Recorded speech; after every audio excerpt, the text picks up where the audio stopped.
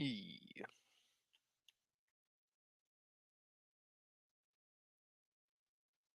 It's an opening line. It's E. Yup. There we go.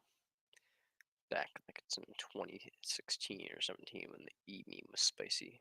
Favorite meme still. The only meme worth living for. E.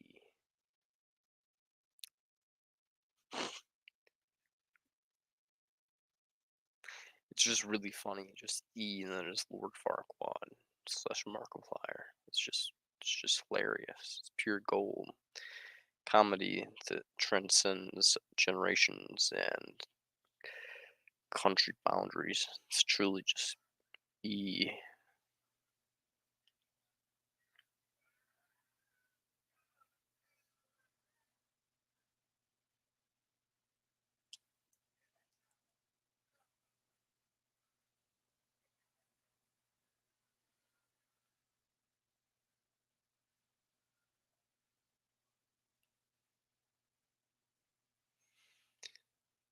Yo yo yo, what's boppin'? If you want to come on, I can post the. I'm tired of walking on eggshells for vegans. Thinking about going all the way on them and saying what I really believe. Yo, man, I basically. Well, I mean, I think you're wrong, and I'm losing subscribers anyway, so I don't see the point in remaining silent. Ah, that's fair. I mean, the way I look at it is, I don't think you're right on your case for veganism, but you're better off making a case than staying silent, because mean, no defense is worse than having a defense that people don't buy into for the most part. Because some people will at least be like, "Yeah, that's reasonable." So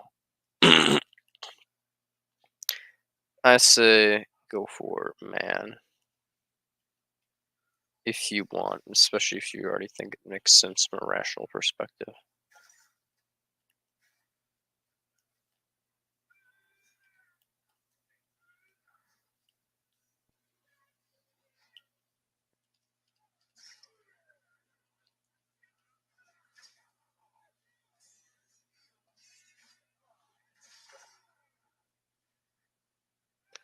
Hmm.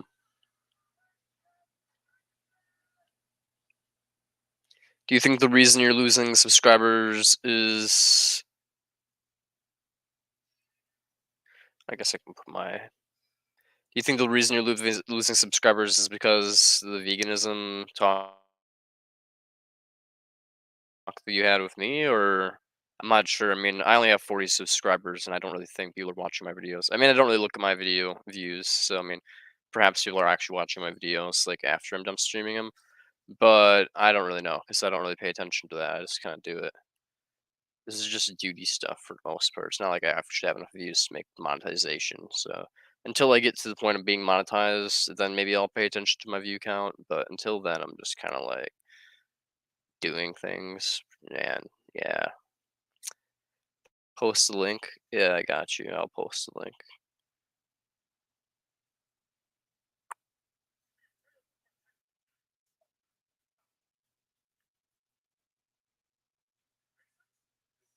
There you go. Do the people on Facebook want the link as well? I mean, if you want to talk, I can place the link on Facebook. I just need to share it manually because for some reason StreamYard doesn't share the link into the Facebook comment section. I don't know why.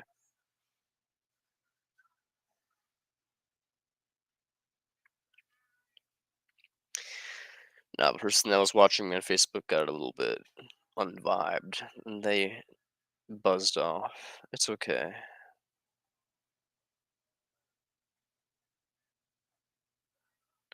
I love them anyways.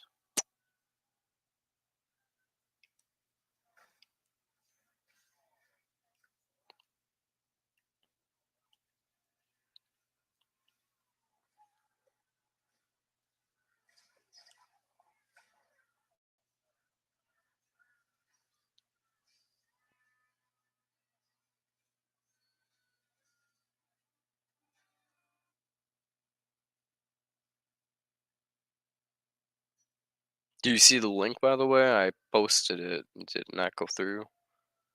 It's not working.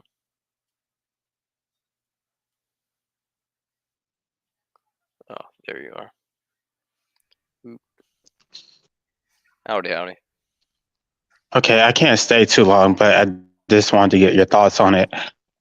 Yeah, no No, problem. I don't think it's necessarily your channel. I just realized I've said some things during my live stream just because people will ask me about it, and I'm thinking that they're not listening to, because if it's like a 2 or 3 hour live stream, I'm thinking they're not listening, but they actually are. And so if somebody asks me about veganism, um, it is what it is. I mean, I try to stick to anti-natalism, but it always comes up, and I can't lie, I don't agree with it. No, that's fair. If you don't agree with lying, then it wouldn't help you. It would just make you feel bad. I And mean, and in my last live stream, I basically just said what Schopenhauer said. Schopenhauer said that essentially eating plants is the same, or he didn't say eating, he said devouring. Devouring animals is the same as devouring plants because you're given into will. You're supposed. Schopenhauer said that eating for pleasure is the only way to resist the will. So even if you're eating plants for pleasure, you're still giving into the will, according to Schopenhauer. But the problem with them is that they're not intellectual. They're highly emotional. They're easily triggered. You can't even have a debate with them because they're just going to deem you as evil and then shut you out. They're just going to unsubscribe. They don't care about. You can't have a debate with them because what they want you to do is just capitulate and just give in and agree with everything they say. They don't even. They're not interested in anything you have to say. They don't care if you could make a logical argument for why you are not vegan. They just think you should just give in and they're holding me to a higher standard because I'm admitting that I'm not vegan, but they're not holding anti-natalists who don't even talk about it at all to any standard. that's true. Hmm. I mean, yeah, if you feel like you should make a video to address the topic, I mean, I'll probably lose at least 100 subscribers. I can see it. The last time I did it, you that's might why I also stopped talking about it. I lost you like might a whole bunch of. you might gain some subscribers though. I mean, I know not all not I mean, I know Perpetual Pleasurist, he's vegetarian, I think, but he's not vegan, and he has plenty of subscribers, people like him. Well, I just know that my channel, the reason why it's stagnant is because of the whole vegan thing. Mhm. Um, and the moment that I mentioned that I wasn't vegan, because I kept hearing all these illogical arguments being made, and I decided to address some of them. And then, and then that other day, I don't remember what the guy's channel that you were on, and I came on right after you. There was a guy on there who said when the guy invited me to come up there, he said, "Oh, that guy, he's going to trigger me because I don't like his views on animals." I didn't say anything about animals. They keep conflating my views on vegans with my views on animals. I don't have a problem with animals besides rats, but I don't like vegans. I think they're full of shit. That's kind of fair. I mean, I'm a scrapitarian, so I mean, I can't even say that, I'm technically not vegan per definition wise. If you look at my buy history, I'm vegan, but like diet wise, I'm not vegan. Like I was at a fucking meeting today and basically an orientation thing for work, and there was like I basically just didn't eat until like the last 5 minutes and just waited for everybody else to stop eating, and there was like two slices of pizza left. And then they're like, "Yo, Brant, you gonna eat anything?" And I'm like, "Yeah, I'm a scriptarian, so I was just waiting for you guys to eat everything basically. And then if there's anything left, I was gonna grab whatever." They're like, "Oh, okay." And I'm like, "Yep." So basically, I just waited till everybody else ate, and then I grabbed like two slices of pizza, left another two there, and I just I mean, otherwise it's just gonna get thrown away. So it's just like, why the fuck not? So it's like, I think, yeah, vegans who are just hard vegan or just like would be like, no, I'm not gonna eat that, and then literally just watch them like throw it away. They're hypocrites? They're just wasting food. They're just wasting. You're like, no, but that's the problem. You're looking at is food. That was once an animal, and it's just like, yeah. And what is food? It's biological components that we can convert into energy, and Because because if you eat it, that means you're exploiting it. But if you let it go in the trash, then you didn't exploit it. So therefore, you still get to be morally superior to everyone else. It's an occult. It's so illogical. It just makes no sense whatsoever. pretty much. I mean, I agree. That's just why it's too deontological. It's not consequentialist based. If you're a vegan and you're consequentialist, I'm like, I'm cool with that. But if you're like a deontologist where you're just like, no, these hard rules and they can never be broken under any circumstance, otherwise you're an evil person. It's just like, no. Well, there's this one girl. I can't remember the name of her channel. Um, she she was on antidepressants, but the antidepressants weren't vegan, and they were like criticizing her. Like basically, she wasn't supposed to take her pills because I think the capsules or something weren't vegan. I don't know, but Oh yeah, um, the gel capsules typically are gelatin's not vegan, typically speaking. Uh, Yeah, but yeah, that's stupid. No, I take antidepressants and I also take antipsychotics, and I'm pretty sure my antidepressants come in a capsule, and I'm pretty sure those capsules aren't vegan, but I don't give a flying fuck. I'm not gonna. My psychiatrist wants me to you take my medication. I'm gonna fucking take my medication. I'm not gonna be like, oh, my medication is not vegan. It's it like, just got really bad. I don't know if that's on my end or your end. it could be probably my end. My end's kind of, I'm streaming on 3 different locations and playing a video game all at once. Oh, okay. But yeah, basically I was just making fun of vegans because yeah, if they're actually going after someone for using a medication prescribed to them by their doctor for depression, that's just fucking bullshit. Yeah, they did. They were just like a fucking legion. Like they just latch on to people like vermin and just it's a group mentality. They don't think individually. Like they don't. They're not rational.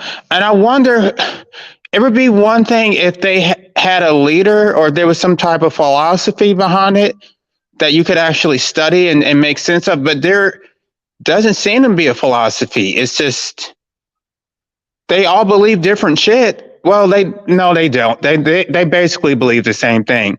It's just that more are extreme. Some are more extreme than others. Hmm.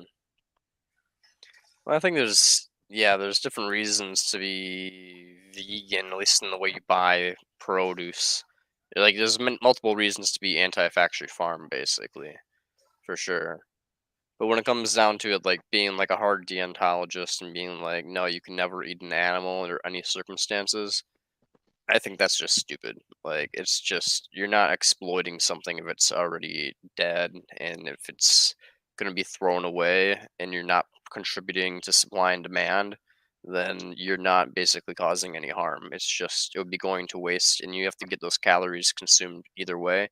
You have to meet a certain amount of calories to survive. So it's like if you just toss that away and get it from plant produce, well, those plant produce probably were harvested in the fields, and there's probably rodents and grasshoppers and other bullshit in the field that got ground up.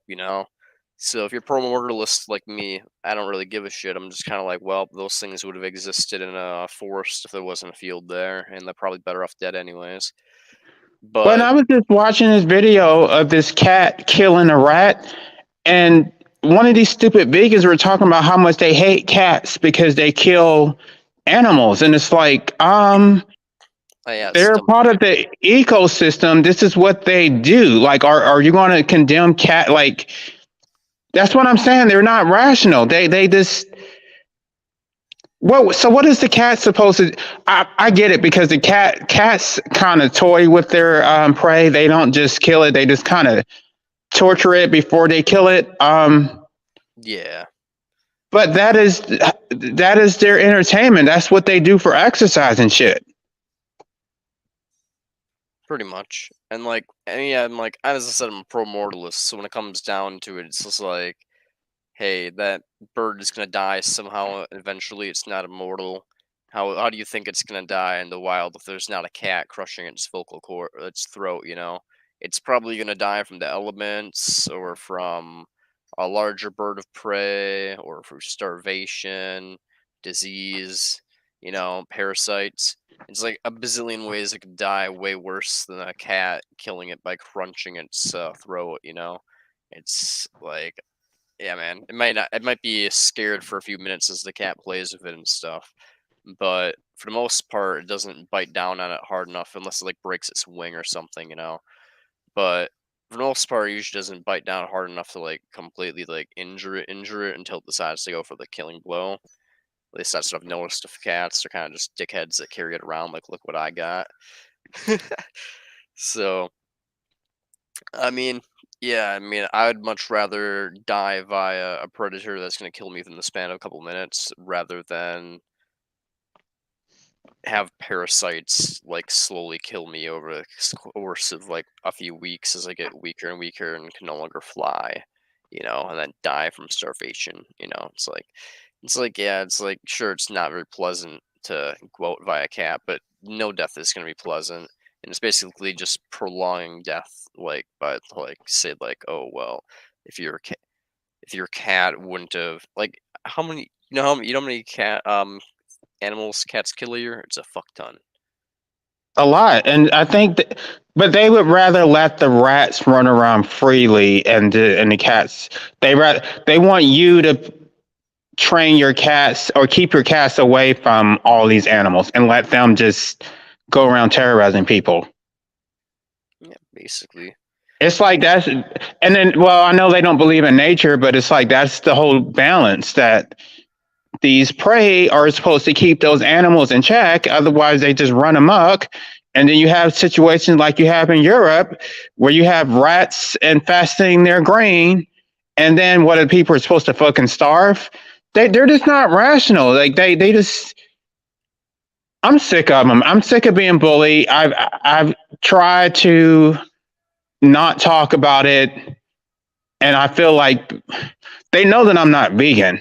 Um, but I try not to like make separate videos about it, but it's just not good enough. I can't do anything good enough except, and I could easily lie and say I'm vegan just to get subscribers, but fuck, why should I have to do that?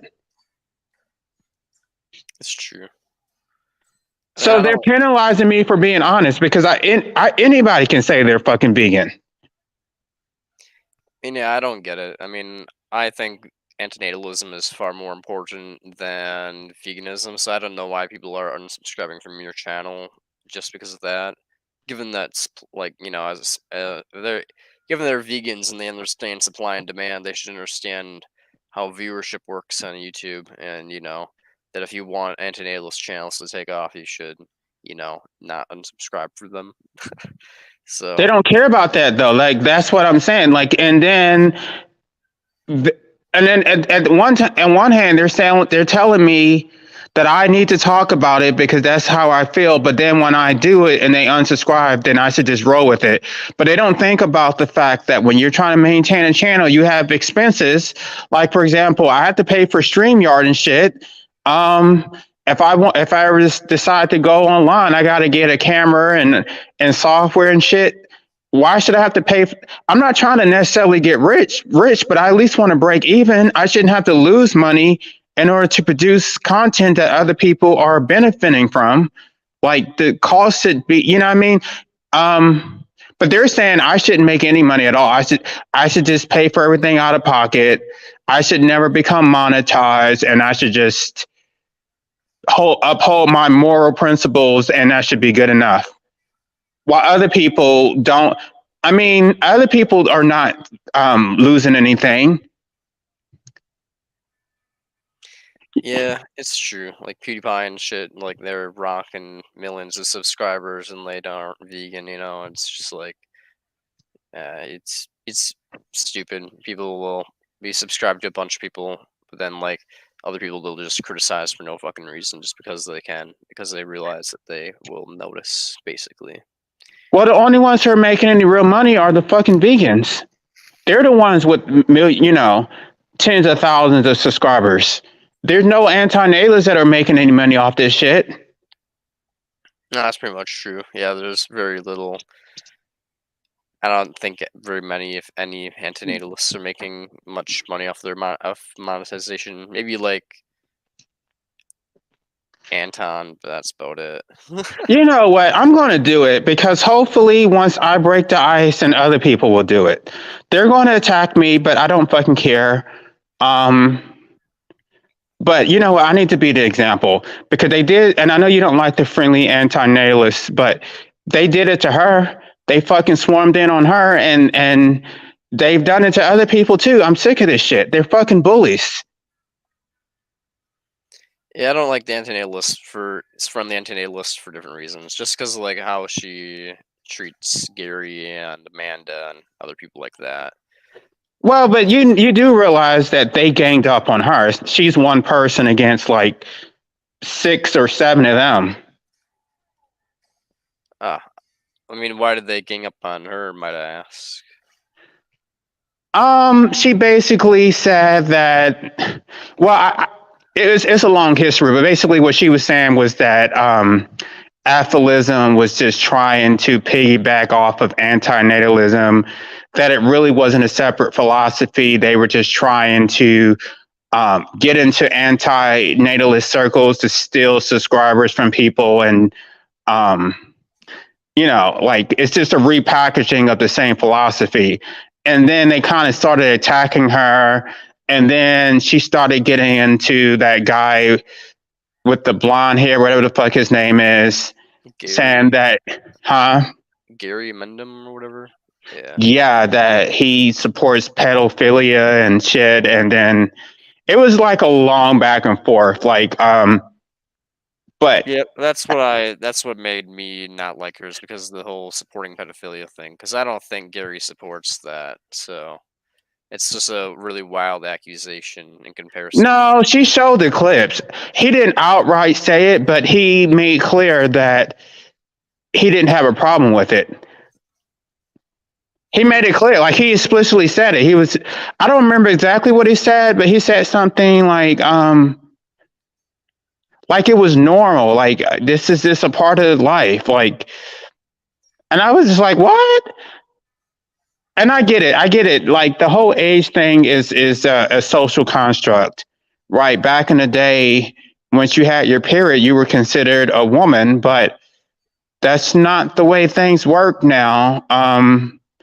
I mean, yeah, but this is evolution, so it's just like we can understand that there's sexual attraction, but it's immoral to engage in behavior of that sort because of their brain development being immature.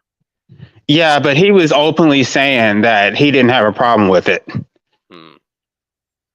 Yeah, that's different and fucked up if he did say that. I'm not sure if he really did though, but I wish she didn't take the videos down. If she didn't take the videos down, I would show you. But she put it all together, and I was like, this is really fucked up. Like when she first said it, I didn't believe her, but then she showed the clips. I don't know. I mean, I've seen other videos where he is definitely against pedophilia, so it seems strange. Okay. What he would, I think it was child porn that he specifically said he didn't have a problem with. It's like, oh, if some guy wants to jack off at home, like what's the harm? And this is like, because you're producing a market for violating children. Like, yeah, what he said made no sense. It wasn't that he personally supported it, but he didn't have a problem with other people having access to it. No, I do think that's dumb and hypocritical because of like supply and demand reasons. Like if they have access to it, means there's a demand for it, which means people are going to make a supply for it. Similar arguments of veganism. You said that amendum. I don't know. People claim that amendum supports or at least doesn't think you should take down CP basically from the internet, and it's just like I don't know if it's accurate or not, but either way, I am subscribed to him for his ethical views, not for his weird political views and shit like that. And for the most part, I don't think ethilism or negative utilitarianism has anything to do with that subject. So Well, not yeah, negative utilitarianism, but ethilism is. But what she was saying is that they were coming into anti-natalist circles to promote ethilism because they couldn't get subscribers on their own. But anyway, I gotta go. I yeah, think no problem. I'm gonna do a live stream about it this weekend, and everybody's gonna be triggered. But I don't give a fuck. It is what it is. Like I'm tired of this shit. My channel isn't going to get monetized anyway because every time I gain subscribers, I lose like just as many as I get. So I'm tired of this shit. I'd Hmm. rather just get it off my chest and be done with it. I mean, yeah, it's probably the best thing to do. Yeah, it's just to go I'm ham. tired of them acting like I'm some kind of pariah or something and acting like they're morally superior, and they're not. I don't see anything noble about what they're fucking doing. I think they're hypocrites. JE wants you says, I guess, before you go, because he wants you to answer this. You don't have to, obviously. It has to be quick Um, because I have to go like right now. yeah, he basically just says if you're against suffering, why shouldn't you be also for reducing animal suffering? It's a complicated thing. It's not about reducing animal suffering. It's about the fact, specifically factory farming, that they're the ones who impose civilization on everyone else. They're the ones who took us from the state of nature to where we don't get to hunt anymore. And then after they civilize people of color, like because we're some kind of savages, then they're going to tell us that we shouldn't eat the meat that they relegated us to eating because now we can't hunt. So it's the whole thing is their fault. They always want to civilize people. They did it with Christianity first. Now they're trying to do it with veganism because of their own guilt. I think it's racist. They care more about animals than they care about people of color. I think they're full of shit. And even according to them, you can't care about both. You can't care about animals and care about social justice at the same time. So that's why they say they don't focus on social justice. They only focus on veganism. So if you have to choose one or the other, they're choosing veganism. Okay, well, since you said I can only focus on one thing at a time, I'm going to choose social justice and I'm not choosing veganism because they can't do both. So I can't do both either. Jay thinks it doesn't really have anything to do with racism, though, and I kind of Okay, agree. well, I disagree and I can make the case for it, but I don't have time to do it right now. Yeah, no problem. I mean, do it on your live stream. That'd be awesome. Ciao. Take care, my dude. Anyways, to respond to what you said, isn't that what you said about CP true? If it is true, isn't that an ethical view? Hmm, maybe. Let me think about it for a second. I mean, he's basically what the video that people are referring to, if I remember right, is one or a couple of years ago. He basically, there's an this fucking guy called like Anti-Apholism also made a video on the subject. Um, Here, I can just pull it up. Fuck it. Why not?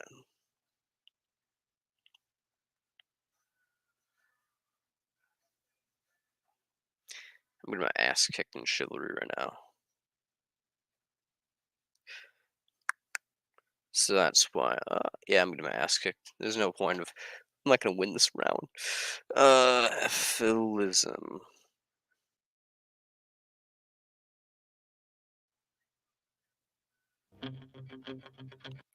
Uh, Yeah, this is the What's your video, take on whatever. Gary encouraging people to indulge in and get off to CP? So I don't encourage people. I wouldn't even legislate against already existing pornography with children in it. If it gets you off and it's going to satisfy your needs, great. Okay, indulge in it all you want. He says it's good because it gives. See, Gary's a consequentialist, so he's basically in this case saying essentially that existing things aren't causing any harm or whatever, and so why take it down if it's going to help someone relieve their urges or whatever. I disagree because of supply and demand reasons, as I said earlier. Essentially, you're going to be, if there's demand, there's going to be a demand for supply. And so existing, oh boy, he fucked up. That's sick.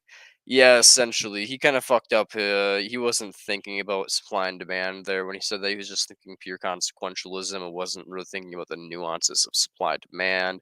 And he kind of made a little bit of a goof statement there. If you watch the rest of his video, he actually kind of explains it a little bit better, and it's not as bad. If you watch the rest of the video, that is. But yeah, in context, he kind of had to go a couple loops around to make himself seem not like as fucked once. So yeah, moral of the story is that he kind of fucked up there. No joke. Um, yeah, you're right about that one. Children get exploited for that. That's not okay. Exactly. Yeah, it's not okay to exploit people in ways that cause unnecessary harm, which is very much the case in any type of slavery or sexual exploitation.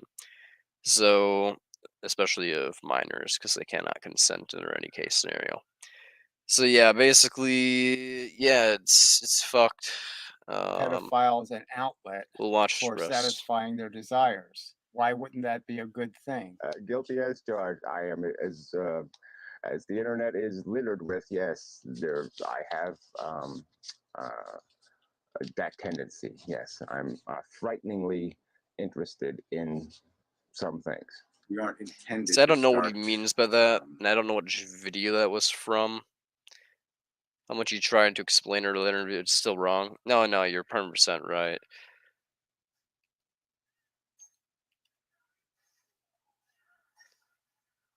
He was basically looking at it from a very not scientific perspective of numbers and being like, hey, supply and demand, and he wasn't looking at it from just a basic fucking empathy perspective of like, oh, hey, would you want your pictures on the internet without your consent? Probably not. So yeah, he wasn't very being one empathetic, two logical. uh he technically admit he's into I don't know if he did or not there. In the context of this video, it sounds like he did, but Being I don't sexually fucking know. active until at least, whatever, 9, 10, 11. Getting blown by a 5-year-old. I mean, you have never been mind blown till you've been blown by a 5-year-old.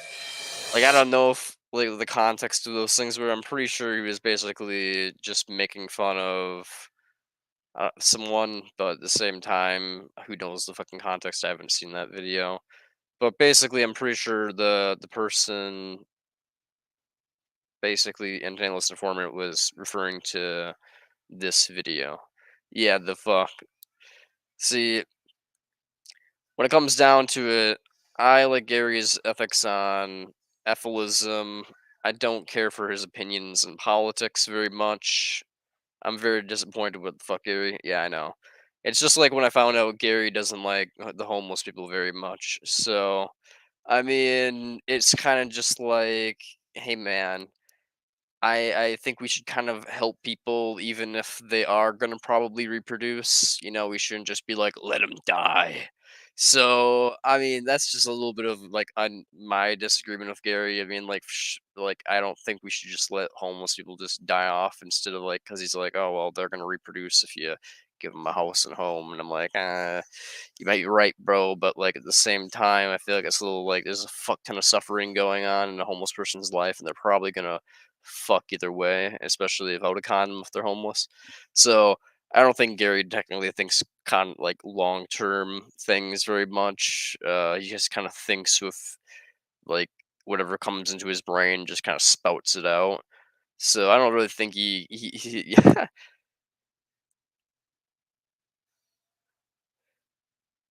It's so obvious. Yeah, pretty much. Yeah, it's kind of like you'd think he has to pretty much be one. Yeah, I mean, but at the same time, I am a consequentialist. So, and I'm a consistent consequentialist all the way to the very core. So I have nothing wrong with. I disagree. I think it's an ethical view, not a political view. Oh, well, in this case, it's definitely if you're talking about the CP one, yeah, it's definitely an ethical view, mixed with politics. It can be mixed with politics because if I'm pretty sure he knows about like the FBI and what they fucking do. I don't know if you're an American or not, but if you're an American, I'm sorry to inform you, but our government spreads CP around like it's fucking candy or some shit, just because they want to catch predators, which is fair. But at the same time, yeah, as I said earlier, there's 2 points this perspective. The deontological one, which is dumb, but at the same time kind of valid because I wouldn't want my pictures on the internet if I would, so it's like the deontological perspective is like you wouldn't want your pictures on the internet even if you never find out about it and no one and you never know and it never hurts you, bang bang boom, it's like, but at the same time there's the consequentialist perspective of like, well, if you spread this stuff on the internet to catch predators, you're basically reducing and preventing massive amounts of harm into the future. So I mean, if Menem is basically going off of like the standards of like, well, but hey, the American fucking government does this shit, there's gonna be people high up in the U.S. government that are into, yeah, pretty much the government's fucked in America. I mean, the government's fucked everywhere. I mean, as I said, evolutionarily speaking, people are attracted typically to anybody who's reached maturity. But when it comes down to it, unfortunately, there's a ton of fucking elitist cunts out there who don't take the whole thing of like, oh, their brain's not developed. Maybe I shouldn't fuck them. They're elites, so they're just like, I'm going to Tahiti, boys, yeehaw, and then they do some fucked up shit. So, god damn it, this fucker just shot me with a fucking ballista. Moral of the story is I just got shot with a ballista. And back to narrating what I was talking about. I got distracted. Fuck you, teammate. Got him asshole. At least a different teammate healed me up. That's cool. Yeah, moral story is I don't think, oh god. I don't oh oh okay, I'm dead. Okay, moral story is people high up in the government are into, yeah, basically Pizzagate, some of Pizzagate. Yeah, JE is talking about Pizzagate, which is true because fucking Epstein and his little island in his fucking book and shit. So there's definitely like tons of people in the government of the United States, probably including like Trump and a bunch of other fuckers. This is why we need ethicism. Humanity is a cosmic failure. Basically, it's basically we need to just acknowledge evolution's a piece of shit. It doesn't give a shit for people's feelings. It just does whatever reproduces a molecule. It doesn't care if these people are, attracted to someone who's age 14, 15, 16. They're just like, hey, get fucked. You want to fuck them. Evolutionarily speaking, it's not even technically disagreeable with naturalism, quote unquote. The fuck naturalism. And then, so it's just like, yeah, it's like there's evolution's a fucking nutty bitch and it just causes pain in the world. So, yeah, of course, exactly. Nature doesn't care about us. Most people are delusional about that. Exactly. Evolution, nature doesn't give a fuck. So it's like these people, I can't blame them from a pure consequentialist, free will, all that perspective. I can't blame them for their desires. I can blame them for causing unnecessary pain in the world if they were to act on their desires and harm people by harming minors or contributing to supply and demand harming minors. I probably have controversial opinions and see people that I don't care. I don't know. Still think that the friendly anti-natalist was wrong. No, I mean, I've already reviewed the video from the F-List channel. I think they blow it out of proportion, making it sound like he's completely endorsing it. I don't think he's endorsing because if you watch later into the video, he completely goes and says he doesn't endorse it, but he's just basically talking about like supply and demand stuff. So I don't really know. They kind of they blow it out of proportion. But what happened with the friendly antinatalists, I don't fucking know, man. I genuinely do not know. All I know is she made accusations at Amendum, and then she made accusations at Amanda, and the accusations at Amanda were even less founded than Amendum by like a ton. Like it was literally just like the most stupidest thing I've ever seen in my fucking life. She was the one to bring up the Gary CP issue? Yeah, she was the one that brought that up, I think, and then there was this other dude who's, like, mates with her or whatever, who's the F-Lism channel I just showed you. Amanda's awesome. Amanda is really cool. She is not into that. Like, I don't know why. Here's the thing. She brought up a valid subject that, essentially people don't talk about this, but people start masturbating at very like young ages, essentially. Like for me, I probably started like when I was like 14, 15, some shit. But for other people, my brother apparently said that he was jerking off and like by the time he was like fucking like still in elementary school, he told me, and I'm like, what the hell? I'm like, "You were watching porn in elementary school?" He's like, "Yeah, doesn't everybody?" And I'm like, "No, that's why we don't give people fucking computers, bro. This is why you don't give youth computers. It fucks with your brain." The moral of the story is, yeah, he apparently I was 9. Yeah, basically. So he was 9. My brother apparently was like 12 or some shit. I didn't start jerking off until I was like 14, 15 or something. The moral of the story is Amanda made a video essentially called basically the man made a video basically called yeah I didn't have a reason to jerk. Brain definitely fucked. Hey man, I was 14 too. Lol. Yeah, see, me and Jay get it. I mean, we didn't we weren't big horny, so we didn't jerk off when we were very young. Okay, but I guess some people do though. So when it comes down to it, it's just made a video explaining how like some people masturbate when they're young, even if they don't even understand what that is. Like especially women, essentially, because women basically their version of masturbation is like for vibrators and stuff. And there's plenty of things in the world that vibrate if you haven't noticed that. So basically, young girls won't realize that they're basically masturbating when they're like sitting on objects that vibrate and they're purposely doing that because it feels good or whatever. And she was like, basically, I didn't understand what I was doing too. Yeah, I didn't either. I didn't understand what masturbation was for like the longest time. Like I was doing it for like 2 or 3 years before I understood what the concept of masturbation was. So basically, she just made a video explaining the concept that masturbation isn't talked about enough in education, and making it for like an artistic expression video because she likes doing things for artistic expression. And basically, from the antinatalist just took everything out of context and was basically just like Amanda wants you to masturbate to young people, and is like, nope. She literally just looked the name. She literally took the name of the video, which was like Tales of an Underage Masturbator or something like that, and she basically just took the title and went like, look at that. She wants you to masturbate to people who are under and just like, okay, wow. So yeah, moral of the story is yeah, the title was probably not the best choice of wording, but if you watch the video, you realize what it's actually about has nothing to do with masturbating to people who are under the age. So yeah, she was basically just doing a smear campaign against Amanda because Amanda was, a Nephilist. And as Antonio's informant said a little bit earlier, she was very much against she wanted a view farm, and she was basically wanted a view farm and was like trying to basically just like like smite Amanda because she was like, oh, the F-lists are taking my views. How people can clip a couple seconds of a video and make you look bad. I remember seeing a video of Amanda before her channel deleted. Yeah, when it comes down to it, yeah, that's why I don't trust this whole F-lism CP thing of Gary, is because Gary says the most radical fucking shit ever. You male or female soft apple core? Soft apple is a male, I'm pretty sure. I'm pretty sure he's male. It's like bisexual or gay. I'm not entirely sure. I don't fucking know. Either way, I know he's attracted to me because I'm fly as fuck, man. And so I mean, he's definitely a dude though because women aren't attracted to me. So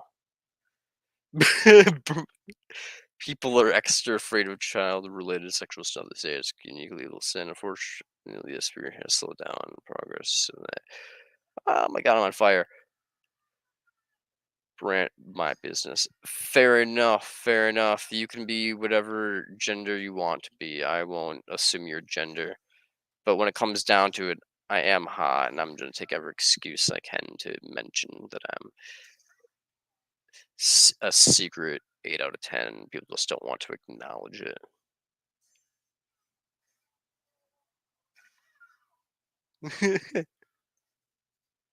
People just don't want to acknowledge how hot I am. It's just how it be, man. We all know I'm a. Look at this face, this jawline, this hair. It's on fleek. Every time someone new comes in here, you make sure to tell them I'm cute. Yeah, bro. Every time someone comes in here, I'm gonna tell them you're fucking gay, bro. See this guy talking, gayest man I know. Just kidding. When did you get into Efilism, antisocial levelist? You can call me antisocial levelist. You can call me Branch. Either one doesn't matter. But when it comes down to it, I got into Efilism about a year and a half, 2 years ago. Got into antinatalism about 3 years ago, and I got into veganism about 5 years ago, maybe 5, 6 years ago, I'd say. But I didn't become vegan until this December 10th of 2022.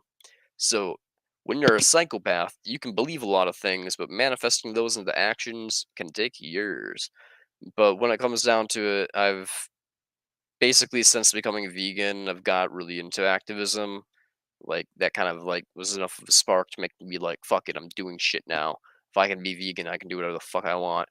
And so basically, now I'm actually doing like antinatalism activism with signs and stuff. I was at the farmers market on Wednesday. There's like a few thousand people there every day walking through. So a couple hundred people saw me and talked to a good dozen. 2021, yeah, pretty much the same here. 2021, 2020. How do people react to it? Really depends. I mean, there's a lot of positive reaction, a lot of negative reaction. I got one dude screaming at me, basically saying I'm a douchebag and a loser, and I'm a failure to, I'm a failure to men, and I'm like, what the fuck does that mean?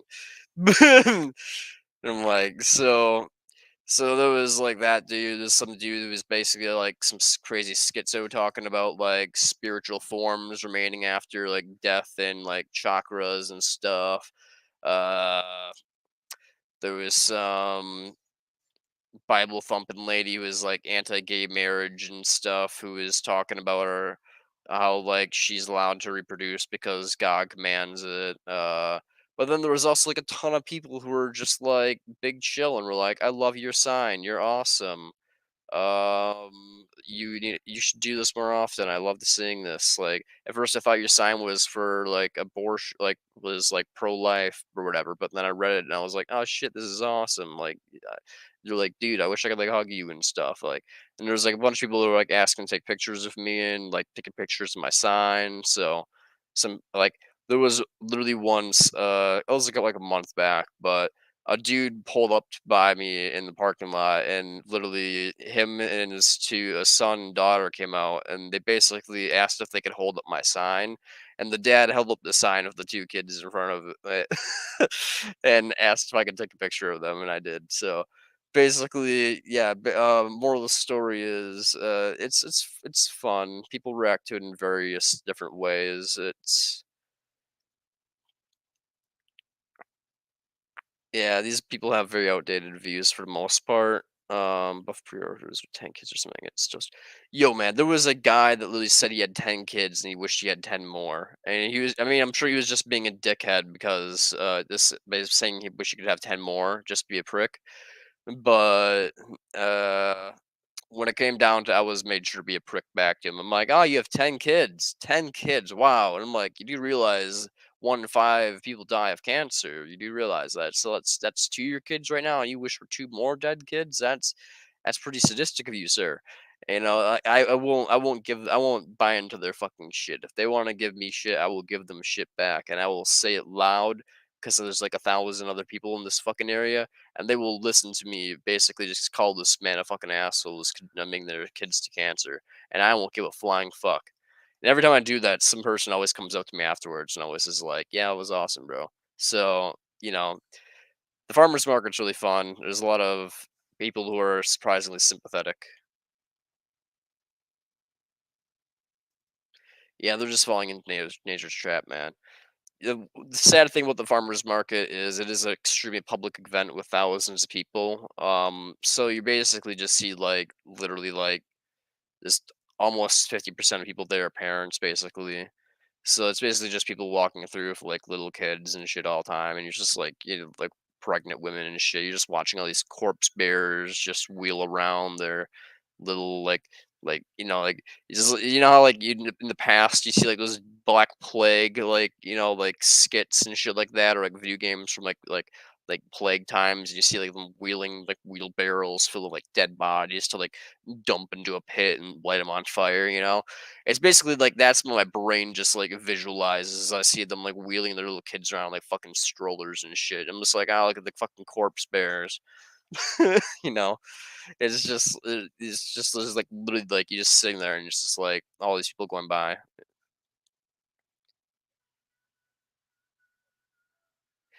Thank you. I mean, yeah, seeing as how like really buff dude threatened to was basically calling me a loser and was like yelling at me, and his wife was telling him to not.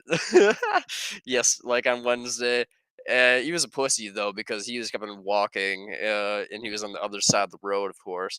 But this guy could have beat the shit out of me. But yeah, basically, I just kept on yelling back at him, and except for the, I kind of muttered something that close enough to the person nearest to me could see that was like I said something mean about his wife, but none of the person nearest to me could hear that, and they kind of laughed. But yeah, I was just me being a prick because I'm antisocial.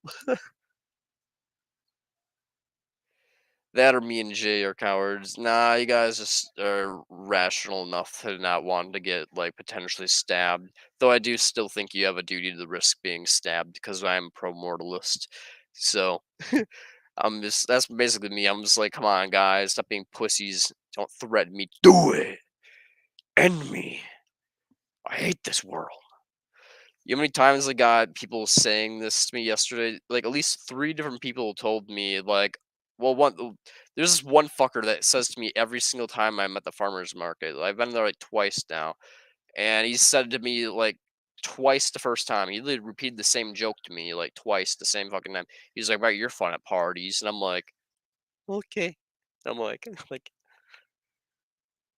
but I bet you're fun at parties. Yeah, yeah, I'm a fucking blast, dude. Actually, I've done 7 tabs of LSD and been to a couple parties. Like, I'm fucking wild, and actually, but when it comes down to it, I'm like the stoic dude that just brings 100 fucking grams of Delta 8. I'm like, yo, man, I literally have 100 grams. You guys can just like dig in, pretend this is like fucking yogurt. Just take the fucking THC and just breathe it in. So like I'm basically an absolute mad lad at parties. I'm the fucking real G. But when it comes down, I'm pro mortalist in the sense that I endorse euthanasia being legal for everybody. Amen. I mean, I appreciate that as well. I mean, being pro euthanasia is awesome. For everybody, especially. I basically just think death is always good for the one who dies. I don't think it's an obligation for people to die because obviously you can contribute to consequentialist, negative utility by being alive, but you can't do shit for shat if you're dead. So when it comes down to it, I am a pro-mortalist, but I'm not a pro-mortalist in like a deontologist way. I don't think like you ought to kill yourself and you have an obligation to kill yourself. I think you ought to kill yourself from an egoistic perspective, and that if you cannot prevent more harm than you produce, then you ought to kill yourself, basically. But you know, basically, I think it's in everybody's interest to die, but you, just as it's in like say a rapist's interest to rape, it's not in the general populace's interest for a rapist to rape. So the rapist ought not rape. Similar to promortalism, it's in everybody's interest to die, but it's not in everybody's interest for an antinatalist or an ethicist to die. So it's actually better for us to, instead live. Why do you want to contribute to utility instead of just ending all suffering for yourself?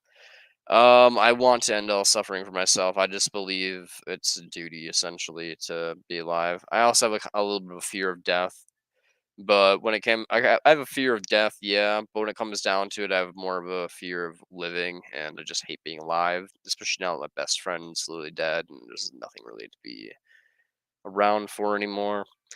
But when it comes down to it, I basically promised her that I'd live to the age of 25, with the exception of if I found a reason to live, I would live longer. And she said she wished me a long life. And I found a reason to live. An fortunate long life. So, yeah, here we are, maintaining a promise to a dead person that is essentially both a duty to ethics and also a promise to a dead person. Not that the promise has any value because the person is dead and you can't upset the interests of the dead. So, hey, it's just me basically being a sad boy combined with having a very strong will. I basically managed to not murder people for like a solid 7 years. Yeah, it's alright, my dude. It happens to, the best. And she was one of the best, man, but it is.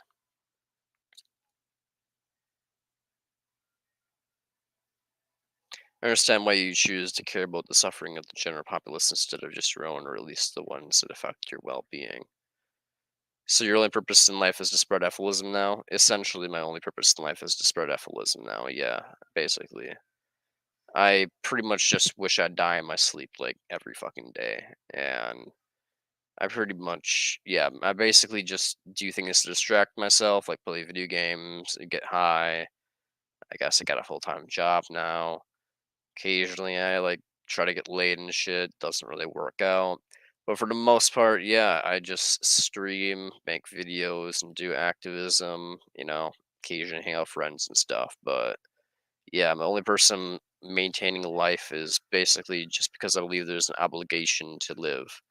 Otherwise, I believe it's in my interest and everybody else's interest to cease existing, both from an objective point of view and quite literally, I subjectively have nothing to live for anymore. Like, I have had nothing to live for a long, long fucking time, but especially now. In the past, I had something to live for, but that thing slowly was dying in front of me over many years, just withering away and slowly growing more distant and distant. And when it comes down to it, I knew it was inevitable that she would kill herself. It was something that was inevitable. I knew it from the very beginning when I met her. But you have hope, you hope things are different. You have delusions. And you just hope that maybe somehow you can find happiness, even if you'll never find happiness with her. So long as she's in your life, you'll hope that there's like some hope that like even if she will never love you as like a romantic partner, you can at least be there for her. But now she's gone, gone forever, probably at a rope or and smothered by carbon monoxide or something. I have no fucking clue what she did to kill herself. All I know is she's dead now. And yep.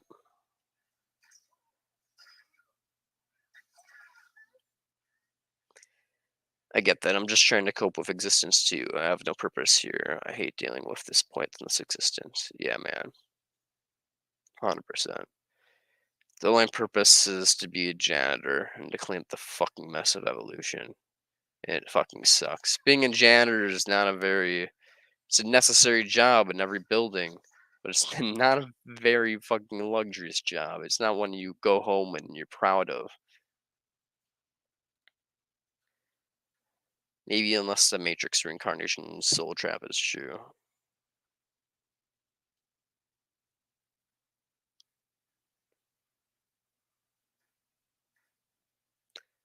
I don't know. But you don't have to take the job. I believe that that's the thing of utilitarianism is utilitarianism implies everybody ought to take whatever's going to produce the most utility basically. Like utilitarianism basically says like if you can get an orgasm at a lesser cost than the orgasm. So basically if you basically when you bust a nut it gives you 50 pleasure points or something and for some reason raping something would only could generate 40 pain points. Utilitarianism basically implies you ought to do that. You ought to rape someone, I guess. That's why I'm not a utilitarian. But when it comes down to it, negative utilitarian also implies, hey, if you can prevent more suffering by staying alive than offering yourself, you ought to stay alive, basically. Like, that's basically how I look at negative utilitarianism. There's some sort of fortunate circumstances for both of them, but when it comes down to it, I'm willing to accept that I don't think there's any situation where pleasure can justify pain, but I think there's cases where pain can justify pain so long as you're preventing. Why be a negative utilitarian? I just basically don't see, well, for multiple reasons, why be a here's the thing, we're gonna get deep. Why be a negative utilitarian? We're getting to the deep questions now, baby. Well, here's the thing, my dude. Let's get real deep into things. So far, do you know about it? It's a theory that we're trapped in a cycle of death and rebirth by an entity called Demiurge who's trapped our souls in that. Yeah, I've heard of that, Jay. Unfortunately, I don't buy into the Demiurge. I believe that if any entity that is in any sense lucid exists, they would kill themselves if they have the ability to do so. So I don't believe in the Demiurge. Basically, believe more or less in the Fleet Mainlander idea. But now let's get into why I'm a negative utilitarian. So, I was born and raised a Christian, okay? When you're born and raised a Christian, many things can happen. You can be a passionate little cappy, or you can take the literature quite seriously, or you can think what they basically teach you that God's an all-loving being, and they kind of diddle dally around a lot of the more vile parts of the Bible in a lot of mainstream churches. So basically, was raised by thinking God's an all loving being who truly cares for every single one of his people and makes them in his own image. We are all the lambs of God, and Jesus is the shepherd, and the Father is the one who watches over all. And the Holy Spirit works through all of us in our hearts daily to try to save our souls and keep us on the right path. And I believed all that shit, okay? So I believed all that, but when it comes praise Allah, basically. Praise Allah. So yeah, when it comes down to it, I was pretty much I wasn't a Bible thumper where it's like, throw gays off the roofs, Leviticus, but I also was not like, yeah, man, I believe in like God, man. There's like how else would the universe get you, bro? No, I was like, no, there is a Father, there is a Son, there is a Holy Spirit, and there's a heaven and there's a hell, and God loves us all. And I couldn't connect the dots that all loving God wouldn't make a hell until I eventually was exposed to it from my friend who's now dead. But yeah, essentially she converted me to atheism. But here's how we get into this. When you're a Christian and you're a psychopath, things are a little fucky wucky, man. Why in hell would an all-loving God create a being who literally wants to tear apart everybody in his fucking life and watch them suffer and die?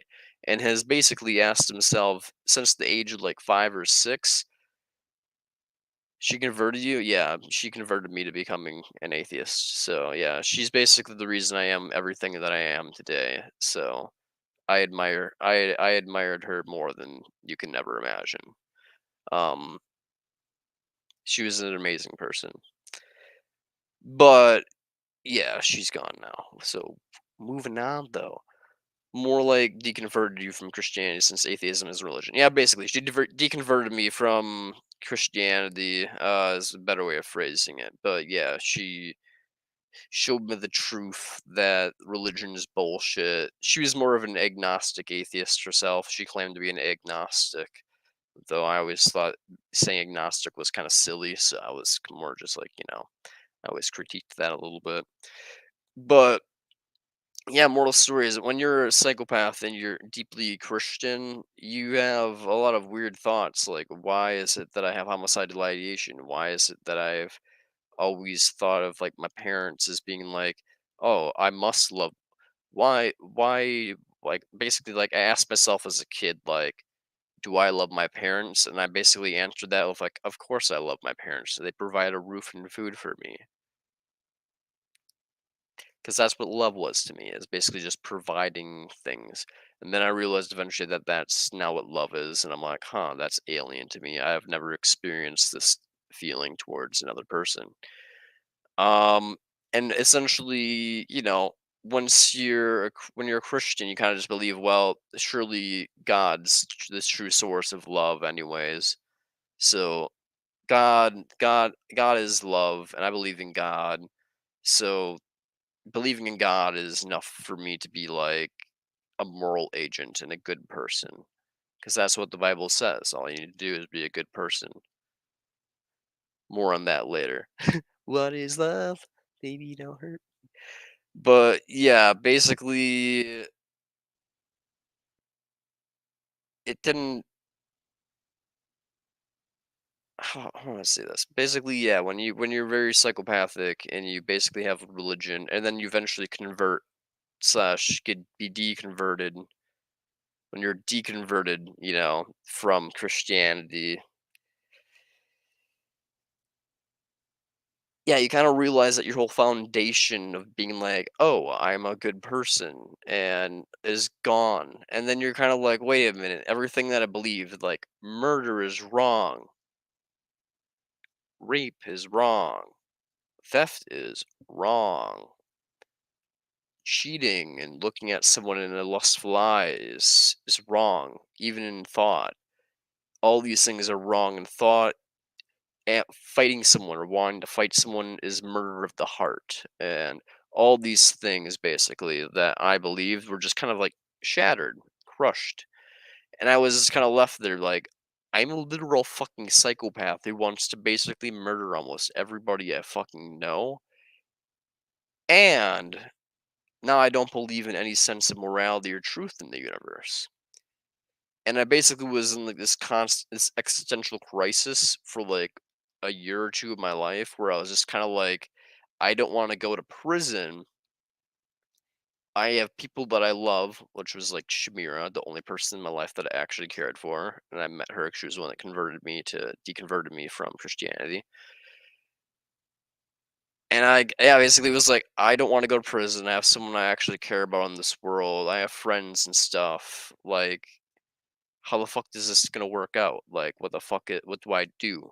And so basically, for a while, I was basically just like sitting in this limbo stage of like, oh, someday I'm probably gonna be a serial killer, LMAO. But obviously, that hasn't turned out the case. Hopefully, ever. I'm a identity analyst. Who fucking knows, guys? But probably never. I'm probably not gonna be a serial killer because hey, when it comes down to it, I believe that that'd be bad for the image of Evilism.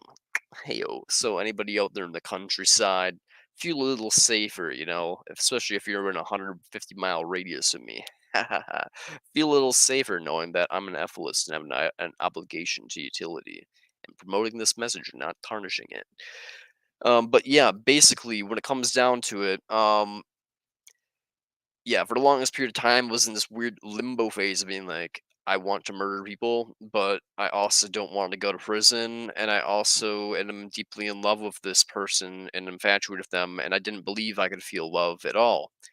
Then once you kind of like begin to realize, oh shit, I really am in love with this person, and I'm beginning to value their suffering more than my own suffering, and I've never valued anybody's suffering before in my life, including my own suffering before. What the fuck is this? And then you kind of start connecting the dots of like she's telling me that like everybody in the world is like valuable and like that she's just like me in the fact that she hates people too and hates everybody, that she's been through hell. She was sexually abused as a child and stuff. So she's been through far more hell than I can ever experience. And yeah, it's just like she can still manage to love people. And so basically, I mean, she helped me connect the dots, especially after I started using psychedelics, that all things are kind of equal in value and connected on a pure utilitarian's point of view. And that like my $5 is like your $5, your pain is like my pain. I should care about other people, even if like it's from a utilitarian point of view. Even if I don't actually feel it, I should understand it, and I can understand people's pain. And so basically long story short, the reason I'm a negative utilitarian is because I'm fucking recovering from Christianity, heartbreak, and being a fucking psychopath, trying not to murder folk out here with my homicidal ideation, and essentially came to the conclusion that the most consistent form of ethics is negative utilitarianism. The most consistent thing is negative utilitarianism. It's like how prevalent sexual abuse is. There are so many people walking around with trauma, not knowing why, because they have unhealed sexual abuse. Yeah, basically. She was sexually assaulted by one of her female cousins. I forget her name. I'd totally call it bitch out, but I don't fucking remember her name. Good. Glad she doesn't dwell on mine, that fucking wretched ass cousin bitch. But anyways, and she was also apparently sexually assaulted. Which, yeah, fun fact: sexual assault happened and rape is more likely to occur from a family member than from a stranger. So remember that, y'all. If anybody in your family ever says uncle, cousin, XYZ touched me, they probably fucking did, and you should believe them. So when it comes down to it, remember that. What else? Yeah, basically, she said she has weird memories of like an older dude potentially assaulting her, but she doesn't know if that's real or just a product of like PTSD and disassociation.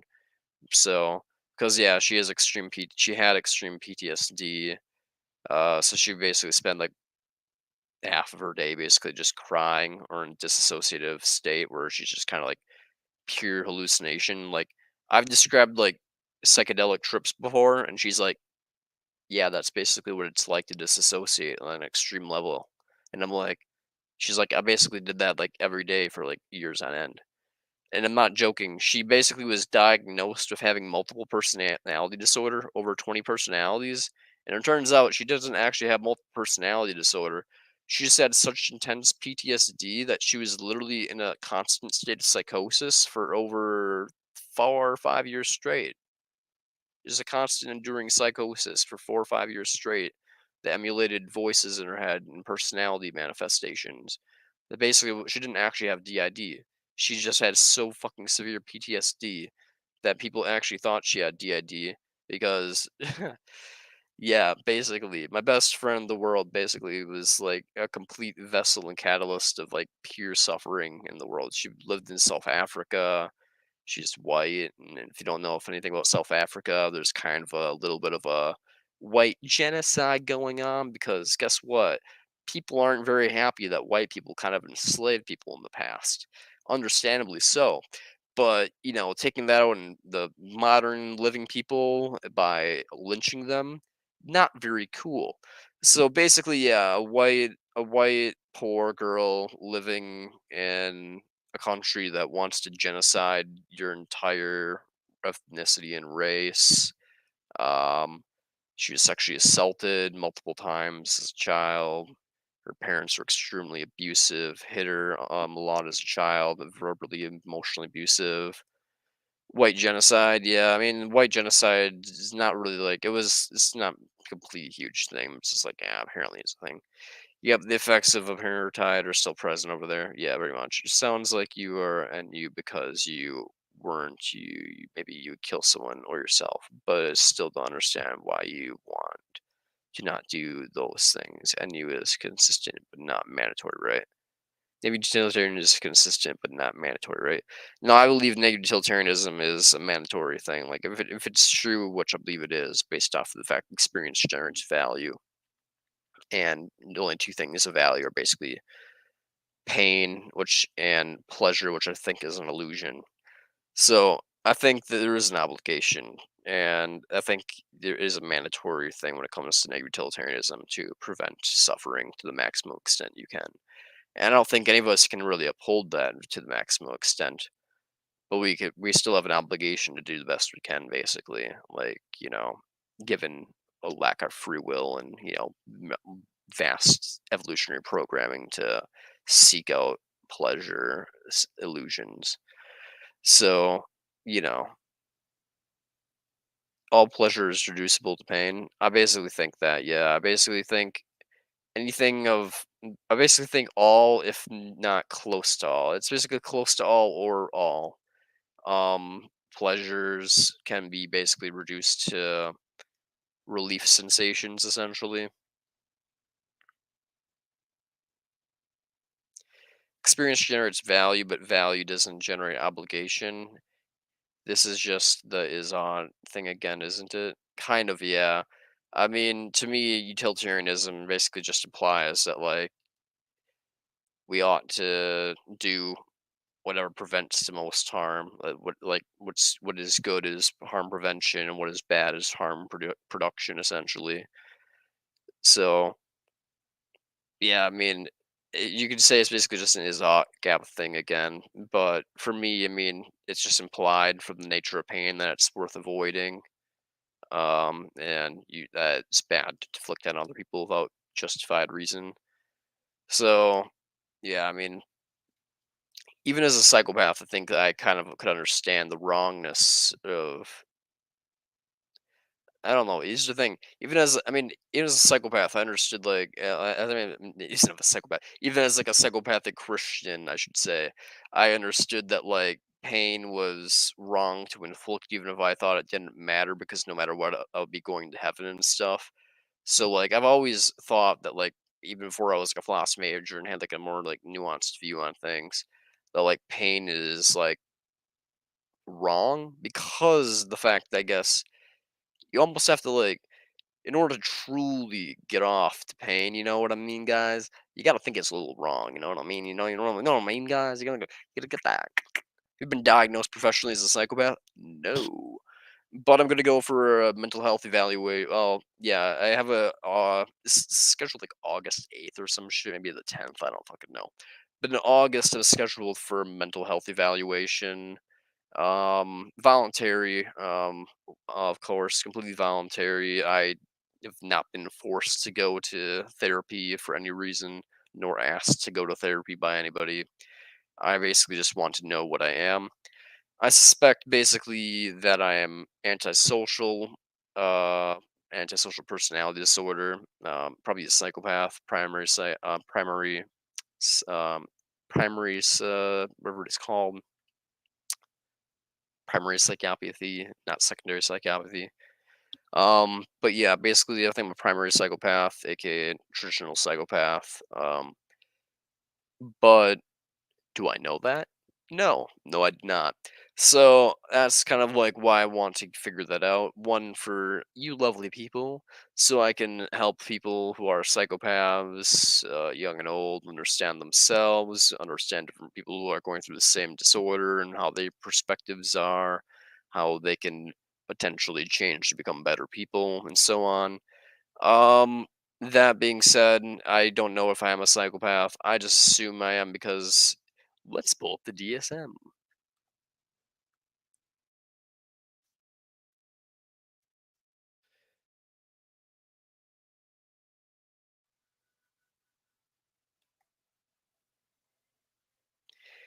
Not asocial. Asocial means lack of socialization. I'm very social.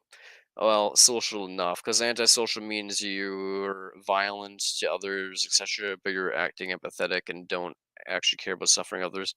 Yes, precisely. I don't actually care about the suffering of others. I get off the suffering of others, dude. I literally have. I'm a masochist and a sadist. I've like done many of things. I've like slit my own wrists and like jerked off using my own blood as lubricant. Masochism, no harm to myself, but to myself, right? Yeah, that's nothing though, because I basically went to best score to calm and like jerked off people getting their like heads crushed by trains, the fucking like stabbings of like random like teenagers and shit, and like I basically just like anything you could imagine in high school. I was just a fucking maniac, man. I was just jerking off to anybody's suffering you could imagine, bro. I didn't give a fuck. And still basically like that, but not to the same extent. Nowadays I kind of like try to hone in a little bit and keep like keep my psychopathic fetishes to like a minimum. One, so that way then when I do indulge, it's like a more a finer cuisine, you know what I mean? Oui. But also because but also because when it comes down to it, yeah, it's just not very cash money to I guess I mean to go on like websites like bestscore.com and like jerk off to like people who are dead. I mean, I'm not sure if there's any ads on there, but I don't do that anymore. So now I just keep things in the mind. Now I can imagine things in the mind with brutal graphic detail. Have you imagined you imagine just taking a machete, well, strangling someone till they're basically at the brink of death and just beating the fucking shit out of them, and then taking a machete and just hacking their fucking head off and just throat fucking them and just tossing their head against the wall and kicking it. Yeah, yeah, that just came. Yeah. Moral of the story is if your brain's not like that, yeah, that's kind of like how my brain is constantly. It's just like this complete madman is as Gary says, Freddy's nightmare. Only I don't perceive it as a nightmare. These thoughts, how people are like, "Oh my god, what's been going on these last few days, Bran?" Nah, not a whole lot, my dude. I've pretty much just been got orientated at my one job. Got hired there. Whoop whoop, as the HR lady says. Um, HR lady's hot as fuck, by the way. But whoop, whoop. She's kind of cringe. She's really cringe, but she's hot. But yeah, other than that, worked this morning, went to a farmer's market on Wednesday, took a few depression naps and shit. Not a whole lot been going on, basically. It's just been the huge activism and work. Hope they don't see this live stream, by the way. Yo, if my HR lady sees this live stream, hey, how's it going? But also, I'm so sorry for your mental health. But but no, she probably will never see this live stream, and if she already knows I'm a antinatalist, and because she saw me at the farmers market, believe it or not.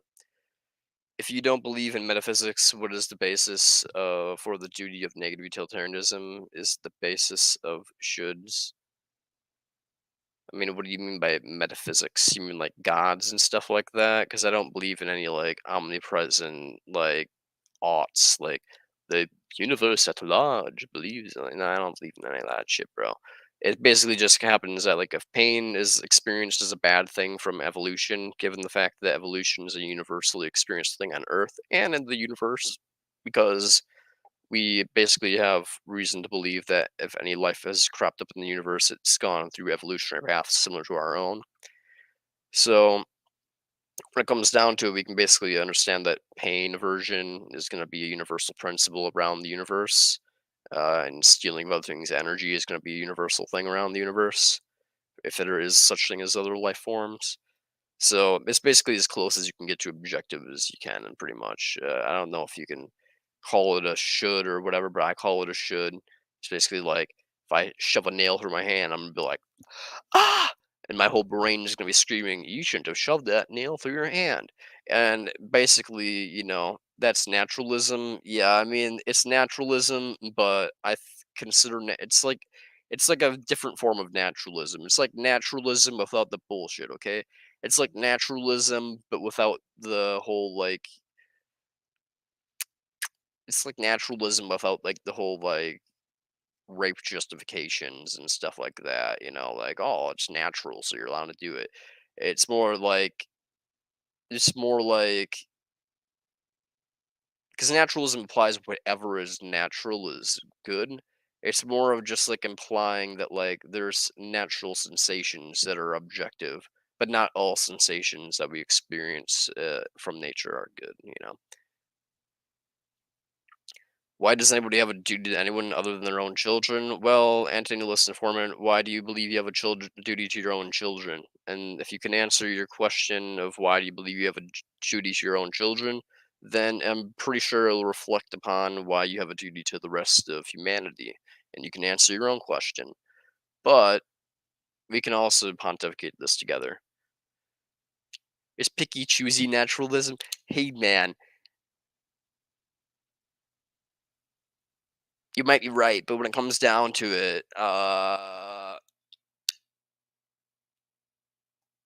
is all things are biology is such an inconsistent hypocritical thing that it's like we could all understand that your pain is equal to my pain and stuff like that, but evolution doesn't allow us to experience other people's pain, so we're constantly going to be focusing on ourselves. So evolution will also make it so it's natural to rape, but it'll also make it natural for us to want to avoid pain. And given logic, we can understand everybody's pain is equal to our own. So evolution doesn't really select for, logic. It just selects for whatever reproduces. So it is picky choosy naturalism because I believe that only everything, all of our natural values, quote unquote, that we actually believe in a moral thing of like allow society to function, can all be broken down to pain reduction things and pain prevention things. So I basically am gonna pick and choose the things that are like the most consistent, which happens to be that pain, but that pain is bad. But we don't really have much to point towards with pleasure. There's not a whole lot of things that are considered like objectively pleasurable in the world, and most people can agree that rape's not a good thing. So besides rapists, apparently, but but hey, so I think that's about as close as you can get to objective in this fucking chaotic world we call Earth. Parents owe a duty to their children because they are the ones who created the harm.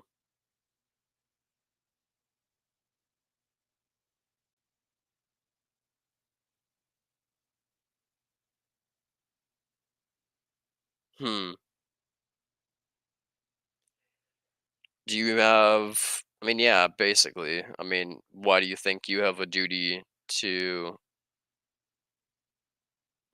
Okay, here I wanna ask you a question before I continue on here, just to see if I can how if I don't wanna waste my time. How do you answer the trolley problem?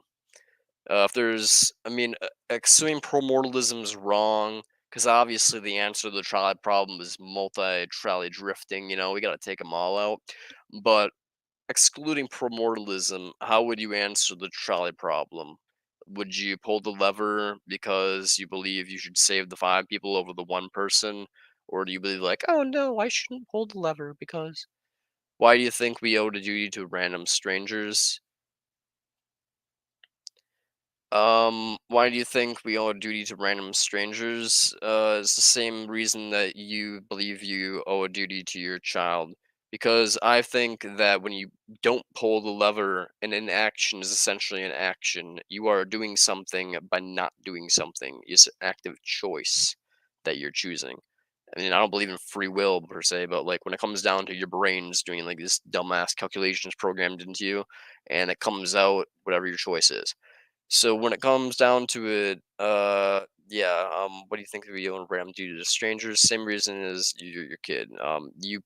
They produce harms, so they owe you duty to like help you out because they basically impose this harm on you, and it's now I guess they owe you.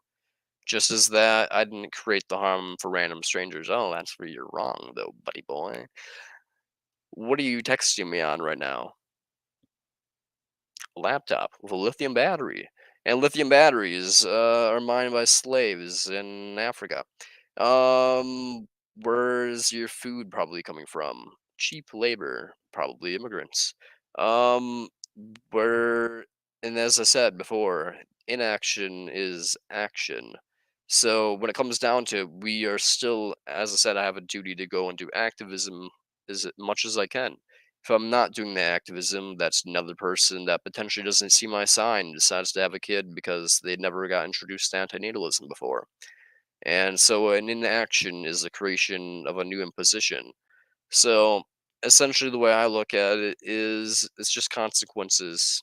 Simply, it's just simply just consequences of actions. Just as like there's a consequence of the action of your parents giving birth to you, which is the harms that makes you apparently believe they have an obligation because of those harms. I believe we have obligations to strangers because our actions or inactions cause harms. Missions are only a duty if there was a duty in the first place. I don't know what that means. I mean, that's simple as yeah. What does that mean? I believe there's a duty to. I'm a negative utilitarian, so I believe there is always going to be a duty to prevent harm. And if you believe any sort of ethics, I believe most people believe there's a duty to some sense or another to prevent unnecessary harms. So I don't know why anybody would be like, "Oh, yeah, I believe you shouldn't have a child, but if you have a child, because I'm a child, you have to help me. You don't need me. You don't have to help anybody else. Just me. Help me, me, me, me, me, me." No, no. The world. This is a multiplayer game, Chief. So, but it isn't a truly objective duty. It's only a duty in relation to the subjective projected value of their suffering and harm. I mean, yeah, but I mean, when I okay, here's the thing. People use subjective and objective. They use it in different ways, I guess. When I say objective, I mean like universality, I guess. Like that could not be like otherwise.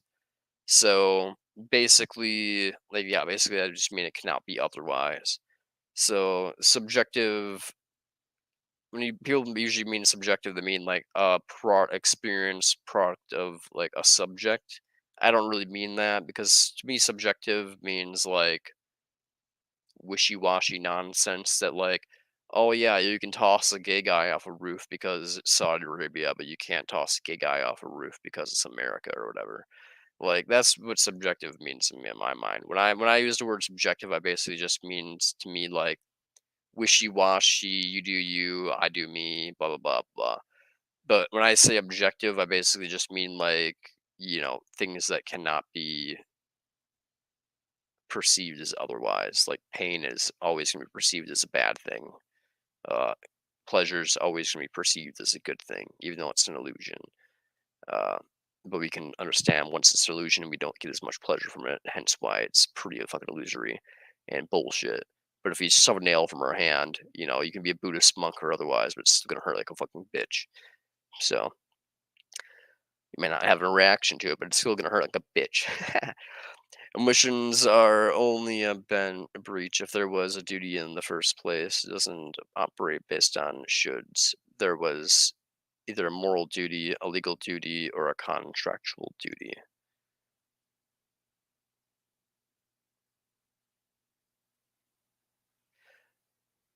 Yeah, that's what I'm saying. There's moral duties, dude. It makes up ethical duties. I don't like the word moral, like the same difference. I mean, legal duties are bullshit. Legal duties, you can just scratch that out. The law can go fuck itself. If I was not inside, I'd spin to the ground right now. Contractual duties, spin to the ground. Contracts can go fuck themselves. They're only a useful tool in terms of nothing but selfishness. Um, Moral duties. Now there we go. Now we're talking about some things. But I don't know. Our missions are a breach if there was a duty in the first place. I mean, that's what I'm saying though. There is duty in the first place. Utilitarianism implies there is duty in the first place. As objective meaning independent from everyone's opinion, it's a fact no matter what anyone believes. I mean, that's kind of what I somewhat mean, but like, I guess when I say pain is objectively bad, I mean like pain is bad independent of everyone's opinion. It's a fact that pain is bad no matter what anyone believes. So essentially, I believe pain is objective, not subjective, and that we ought to that. Well, if you use objective to mean based off of the universal sense and experience, then it's still based off of the value you project onto the pain and pleasure of sentience.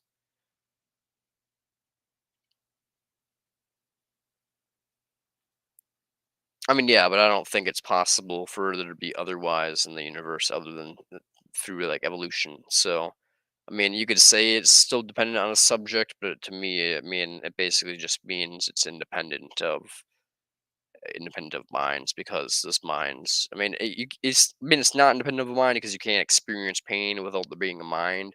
But like at the same time, like you don't need. I don't know, like a computer could be like beep boop pain bad, but it doesn't need a mind to sit. Can you post a link again? Yeah, sure. I guess I can post a link again.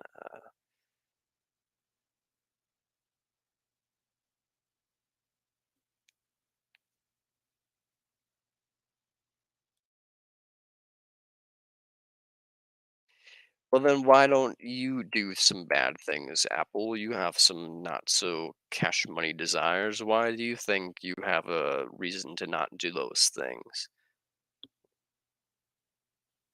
Is it just opinion, bud? Or is it a factual thing involving experience and, yeah, there's some type of, even if we can't explain it into words, there seems to be some type of objective thing going on here that makes it so that, I'm not going to call you out, man. I'm just going to call you out to yourself because you know what I'm talking about. But, when it comes down to it, there's some things that seems to be objective to some extent or another. But here you go. Howdy, howdy.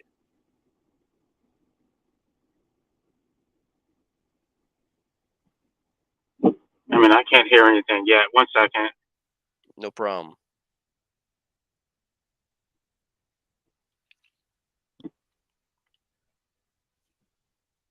Shit. Okay, I'm gonna. Fuck! What just happened? Can you hear me now? Yeah, I could hear you the whole time. Okay. Well, I'm in my car now, so it wasn't playing on my car. So now I'm just playing you on my speakerphone. Okay, so duties are based on something that the person did voluntarily to accept that duty. So, for example, if you have a child, you have a parent-child relationship. That's because of your actions. You voluntarily entered into that relationship. You created the child. If you enter a contract, you voluntarily agreed to that duty. If you have, well, legal, I don't believe in that because that's not based on consent. But according to the law, you have a duty to follow the law just because they forced you to do it. But when it comes to a random stranger, so for example, if a random stranger was drowning and you're not the parent and you didn't push the person into the pool or you didn't do anything to cause them to drown, you have no duty whatsoever to help them. You can't be held liable for that.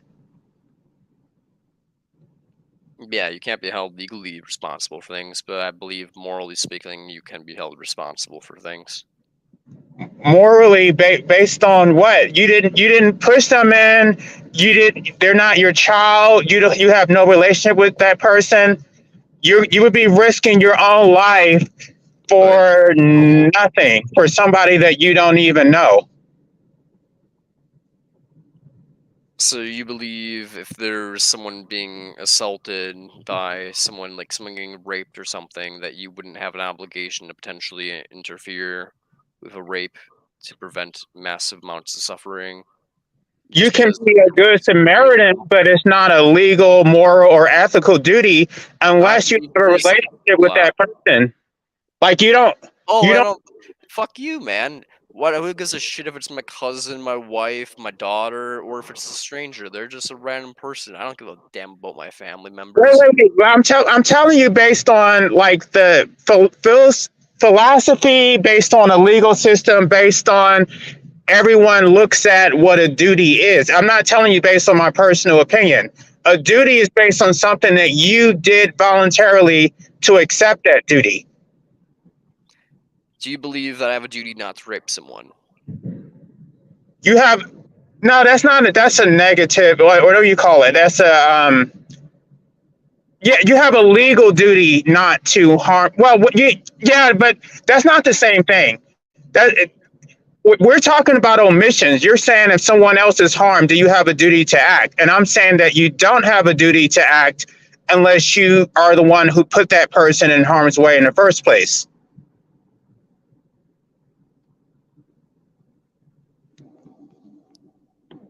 You have a mission to acting. So basically, I'm listing something that's bad, and you're saying that, like, I'm asking if I have an obligation to not do it, and you're like, oh, okay, that's different though, because you're saying there's an obligation to do things. And I'm basically saying that no, not doing things is also a choice. You're basically Right. not looking at Omission, you're not looking at it the way I'm looking at it. Basically, not pulling the lever in the trolley problem is a choice. You're not doing something. You're not like, oh God, let God. If God really wants the trolley to stop, He'll make it go off the rails. No, you're the one causing that fucking trolley to smash the fucking skull of the 5 people. So when it comes down to it, you know, I think our disagreement here is the fact that you're seeing this inaction as nothingness, just like, oh, I'm not doing anything. And I'm seeing your inaction as an active choice to let someone die, as if you were basically the one shoving their head under the water to drown the child, or you're the person basically shoving your dick in the person that caused the rape, because you could easily have just prevented it yourself. But you're basically saying, no, I have no obligation to do this because you're not bloodline of mine. Acting like this is my personal opinion. I'm telling you that this is like the standard definition of a duty. That this is. I don't give a flying fuck what the standard definition of the duty is. I'm saying, what do you believe? I'm not playing semantics here, bud. I'm playing ethics. No, okay. Here's the problem with what you're saying. Because if you have a duty to act, because if you do act right, and you believe that you're doing the right thing, then you can be held liable. So, if someone was, and you're putting yourself in harm's way. So if someone is being harmed, and then you now you're going to be the one getting killed, or someone is getting whatever. There have been plenty of times where women complain about like being, battered by a man, and then when you step in to protect them, then they turn against you and go back to that same man who you were trying to protect them from. It's like now they're trying to sue you. I don't disagree with that. I mean, people are illogical, people are stupid, people are assholes, people who have abusive relationships all the time where they're completely infatuated with abusers. I've witnessed such things. So when it comes down to it, I don't think you're wrong regarding the situations that are going to happen, but I don't think that changes our moral duties just because, And then the world's unpredictable doesn't mean we don't have a moral duty to do certain things given. Okay, here's the other aspect, and I'm talking about legally now, but it applies to ethics also. So if someone, okay, you don't have the right to touch someone, right? You don't have, because that's considered assault. An unwanted touching is assault. But if someone is drowning, it's considered implied consent, that because they were in harm's way, they gave a tacit consent for you to rescue them, right? But there are other times where you can't. Implied consent doesn't always exist. So if the person that you're rescuing doesn't want to be rescued, okay. The problem with your argument is that it can be taken really far. So let's say, for example, with the case of abortion, right? I'm pro-abortion, I'm pro-infanticide as well. Okay, and so am I. But these conservatives believe that they are the good Samaritans. They're acting on behalf of the unborn and forcing the mother to bring the fetus to term, and they think they're doing a good thing. Do they have the right to do that? No. But according to what you're saying, they have a duty to act to protect this unborn fetus. Why would I believe that? I believe they have a duty to prevent pain, when preventing pain would mean preventing it from coming into existence, not to prevent this small amount of pain that would occur potentially in an abortion past 20 weeks. But that's arbitrary, though, because they think they are preventing pain. They believe that abortion is murder, and they think they're doing a good thing. Yeah, but they're deontologists, not consequentialists. They're looking at, they basically are all hypocrites because they're inflicting pain on countless beings, countless men and women every single day of their life, which is deontologically a vast rights violation. But they basically are looking at a fetus in a womb and being like, oh no, you're causing a pain for a fraction of a second as a knife the size of its little entire body slices through it, causing it to go into shock and immediately die. But apparently that fraction of pain and reports death is enough to basically be like, oh no, the entire amount of pain it's going to go through in its entire lifetime, especially given the fact that 1 in 5 people die from cancer and 1 in 3 women get sexually assaulted. No, they're all hypocrites. They're all hypocrites. They're not preventing pain by preventing abortion. They are causing pain. The problem when you have duties based on shoulds, because it becomes completely arbitrary. There's no objective standards on what is an actual duty. There's only one duty, my dude, and it's to prevent net pain. It's that simple. It doesn't contradict anything. If you just take that into account, everything kind of just lines up into exactly what we believe already. Well, besides you're not a vegan, but that I think is hypocritical of you as But what you're saying is negative utilitarianism, because if you abort a fetus, you are inflicting pain. Yes, and utilitarianism, not negative deontology. It's negative utilitarianism. Okay, yeah, okay, you're right. But you see what I'm saying, though? It becomes completely arbitrary, and there's no standard for right and wrong, because someone else's, you're inflicting pain, but yet you're causing pain to someone else. So now the mother is being forced to carry the child, but you thought you saved that fetus, and it's just like you have to draw the line somewhere. With abortion, you're talking about, or? Well, no, I'm just saying in general. I'm talking about the difference between a duty and an omission, and pain and suffering and all that stuff. It's like you may think that you're doing a good thing, and then because and the reason why I'm using the abortion example is because it involves 2 different people. So, or potentially one potential person. I guess a good way to phrase this is like, I personally believe if I could prevent everybody else from going to hell, I would have an obligation to go to hell myself for all eternity.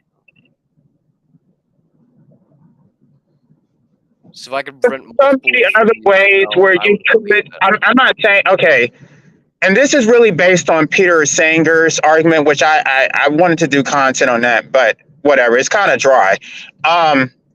But how far do you take that? Because it's almost like if you have a burger, right? You just worked, and now you're done with your job, and now you're eating a burger, and some homeless man is on the street. Do you have a duty to give him your burger so that you starve and he gets to eat? I mean, assuming you have more money than he does, yeah, you would have the duty to be hungry for an extra couple minutes until you go back inside and grab another burger. And you have a duty to give him your burger, I guess, potentially. That was my original question to you. Why do you have a duty to a random stranger? He didn't earn that money. You have to work for it. Why should you give it? He's not your child. You don't know him from a can of paint. The only reason I think we have more duties. I think we have more duties to, like, say, putting money into like a soup kitchen. But like, if you, for example, if this is like a pocket dimension environment where it was like the only way you could help this person was by like giving him food from like the hypothetical McDonald's that's like in this pocket dimension, then I'd say you have an obligation to help him, because you don't know why he's homeless. He could be homeless because the stock market crashed. You could be homeless because he had cancer. It doesn't matter. He's not your responsibility. He's not your child. So you're not responsible for him no matter what the reason is. do you have a responsibility to not suffer for yourself? Okay, I want to get back. Yeah, I'm going to answer that. But the only way what you're saying is consistent is if you apply metaphysics to it. So, according to Schopenhauer, the reason that we have a duty to help other people is because we are all one. So, when one person is suffering, everyone is suffering. So, if you follow that logic, yes, you do have a duty to help the homeless person. But you're saying you reject metaphysics, and I so don't think you need to believe everybody's one to understand that. You can believe things are separate but equal, basically. You can believe that they're all separate entities, but their values are equal in value, like per unit of utility. Like 1 unit of utility is equal to 1 unit of utility. Like just their $5 equal to my $5. Their pain per unit of pain is equal to my unit of pain. And okay, basically, that's all you need to understand. You don't need to be like, oh, they're unifiedly tied to me in like this universal hive mind or something. You just need to understand, like, no, these separate entities have the exact same experiences as my own, and they're just as valuable as my own. so hypothetically, if you had children, obviously you're not going to have children, but if you had children, do you think that your children would have equal value to some random homeless man on the street? Yes. So you think that you would rather feed the homeless person rather and let your own children starve because they have equal value? I believe I'd have like equal value to their pain and pleasure, but due to the fact that one is a being that cannot take care of themselves, i.e., a child, I would have both legal obligation to help the child and both a moral obligation to help the child due to it can't help itself. That being said, Exactly. And pro-mortalism. because you put the child, so you have a greater duty to the child than a homeless person. Yeah. Only because the child can't take care of itself, and that's solely that. But that's the only reason. It's not You because just said everyone has equal value, but that's not true. They don't have equal value. they have equal value as human beings. They don't have equal value in the sense that we ought to treat them, because one cannot prevent its own suffering, and the other one you're basically required to help them. I mean, that being said, moralism, I believe Duty pretty much to them. Like you have a greater duty to your children than a random stranger on the street. only because you're only have this the way the system's set up. The way I personally think, if we were to have children in the future, I basically think the government should raise them very much the style of The Giver, if you ever read that book. But yeah, I basically think that it should be like systematic raising of children. I don't think parents should raise their children because of like indoctrination reasons. But yeah, I basically think that like no, we should view them as our responsibilities because they can't help themselves and because they're in suffering, and all people are in suffering, but they can't bring themselves out of suffering because they're a child.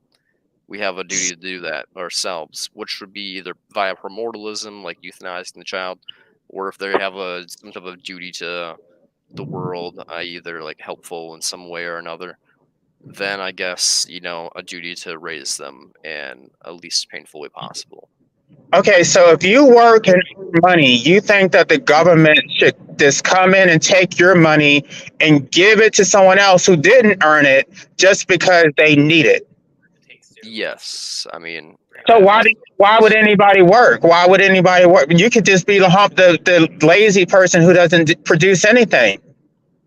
I mean, as I said, I'm a utilitarian, so I basically believe that people ought to produce and they have a duty to produce. And basically, the government would also have a duty to prevent as much suffering as possible as well.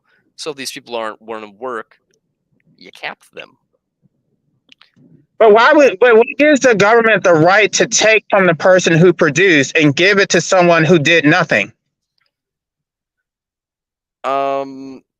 If they are the reason I mean, it really depends on what you mean by doing nothing. If you You mean like, they didn't earn it. You slaved away for 8 hours. You were miserable. You put up with all this shit, and now at the end of the day, you get to reward yourself to a nice meal. This other person sat on his ass, and now they're going to get the same meal that you earned.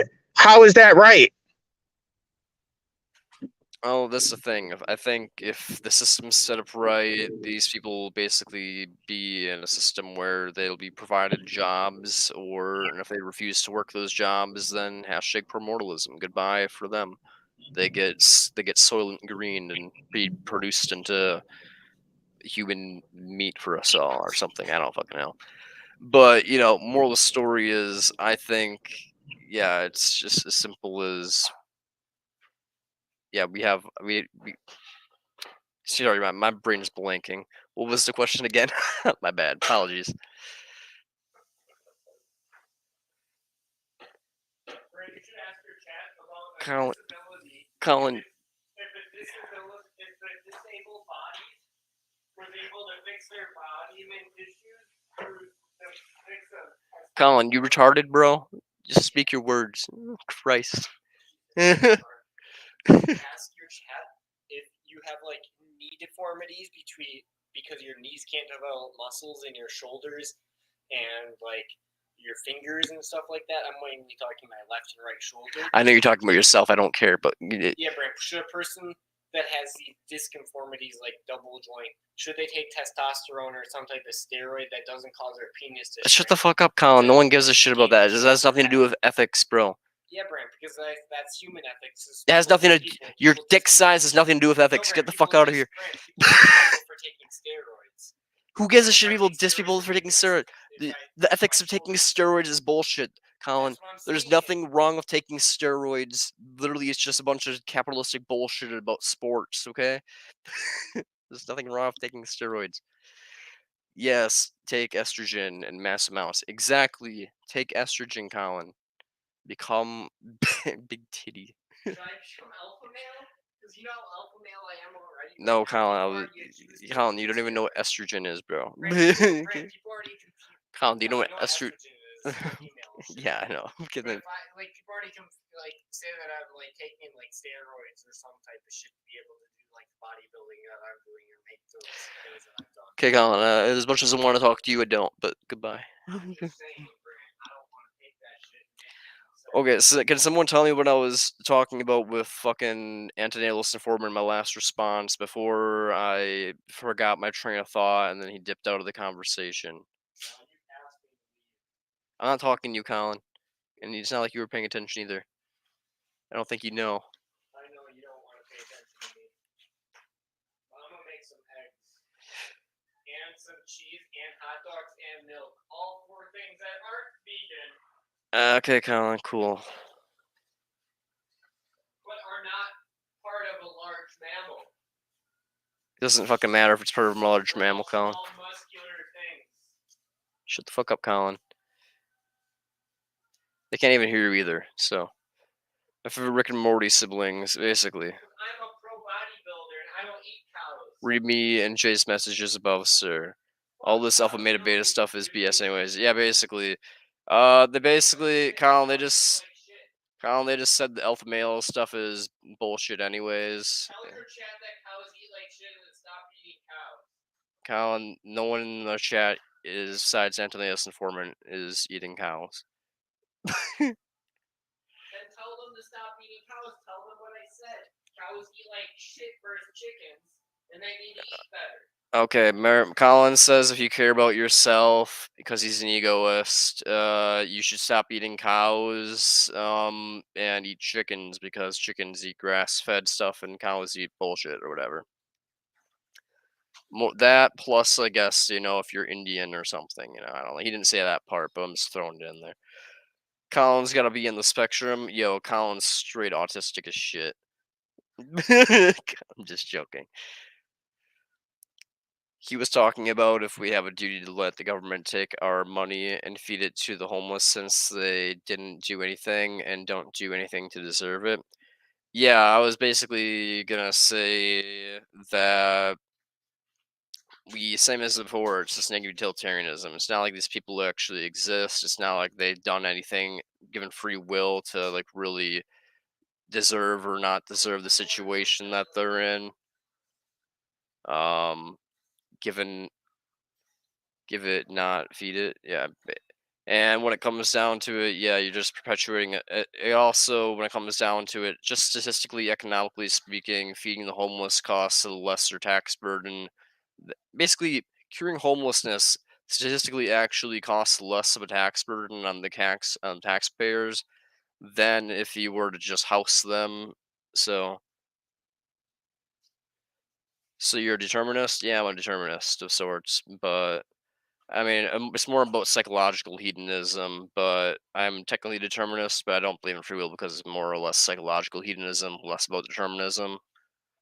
So,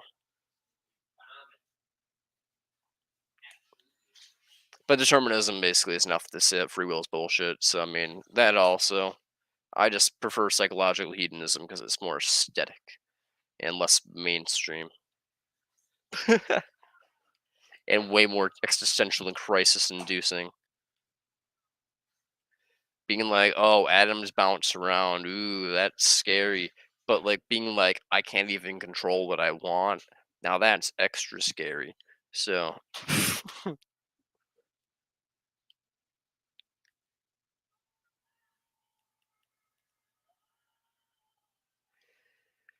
so, so yeah, I'm sort of a determinist. But yeah, when it comes down to it, I basically just think he's a little bit of a.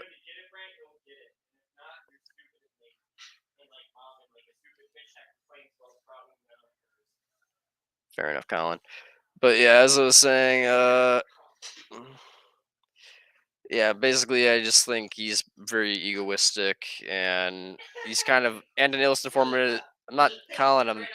Colin. I'm not fucking talking to you. You're such an egoist. You think that I'm talking to you. You're such. I'm talking about the Antonellis informant. Anyways, he's such. Shut the fuck up, Colin. Anyways, the Antonellis informant is such a. Like I keep saying, duties only exist in relation to subjective goals. I don't really know if I believe that though. I mean, hear me out. I think you may cling to negativity to avoid killing yourself. Potentially, but I think it's more or less to avoid killing other people. But you know, it may be to avoid killing myself. But frankly, I highly doubt that though. I think more or less it's I have an idea. what, Colin, you faggot. So there's a girl in our class that's a philosopher, and you're so anti-natalist that she hates you because you're an anti-natalist. What if I just walk up to her next to you and say, "Trying to smoke weed and tell me what your view of life is?" Then Why does she she hate me because I'm actually antinatalist? Because she's a Christian or something? yeah, she's in a Christian college, I but mean, she's not Christian though. what the fuck is she then? I don't know. Is I it don't this? talk to Is her it? like that, Brant. Is it But the it's something to slightly? get high and drunk about and talk to her. I'm not. I don't even go to St. Norbert anymore, Colin. Yeah, I know. I'm talking about advancements in brainiology. What the fuck you on about? I don't know. The fuck's advancements in brainiology? You don't even know what brainiology means. It's not even a word. It's a made-up word. You get bitches, Brant. You get bitches. Colin, I don't know if saying brainiology is gonna get you laid, but if it does, congratulations. I'm glad it works for you. Brant, what do you think that will get you to get in a further conversation? You think she would be like, Yeah, I should definitely want it, Colin. Colin, people like to talk shit about people, so if you ask her to lunch and ask her why she thinks I'm a shithead for thinking people shouldn't impose unnecessary risks of harm, I know she's an egoist, and I hope she fucking chokes on next meal she eats and dies. So, I like the narcissistic egos, you know? yes, and I think they all deserve death, so. Howard, and I don't like Garden Shorty because she's depressed and a slut. I don't like slut egoists. I like egoists, not egoist sluts. Colin, you just don't like egoist sluts because egoist sluts are fucking people that aren't you. Yeah, I'm not an egoist slut. I don't want an egoist slut. Do you think you can logic your way out of negativitarianism? What do you mean by out of negativitarianism? Like, do I think I could logic myself out of becoming a negativitarian? Not really. I don't. I think. Well, one is like the whole thing of like logical nihilism being a thing, and But we're just gonna pretend logical nihilism isn't a thing. No, I don't think you can really logical nihilism or logic your way out of understanding that pain bad and is all gaps kind of just semantics bullshit that we can never really figure out. So I don't know. To me, it just seems inherent that I don't know. I don't think logic really can solve the whole thing of just you shove a nail through your hand, it's ow. But why ought you not to shove a nail through your hand? I mean, other than the fact that it fucking hurts like a bitch and has no benefit to you, and you're gonna hate your guts afterwards. You know, that literally every single fiber of your being is going to be like, oh, I probably shouldn't have shoved the nail from my hand, but due to the identity nihilism, I was being a dumb retard and decided to shove the nail from my hand. To me, you can say you have an individual goal, my individual goal is to shove the nail through my hand, so I ought to shove the nail through my hand. But no, I basically think no. Once you shove that nail through your hand, you're gonna be like, oh shit, that was not the smart thing to do. So there's reasons right there. Colin, you've already asked me how you like the shirt. You just want to interact with me because I'm live streaming. Get the fuck away.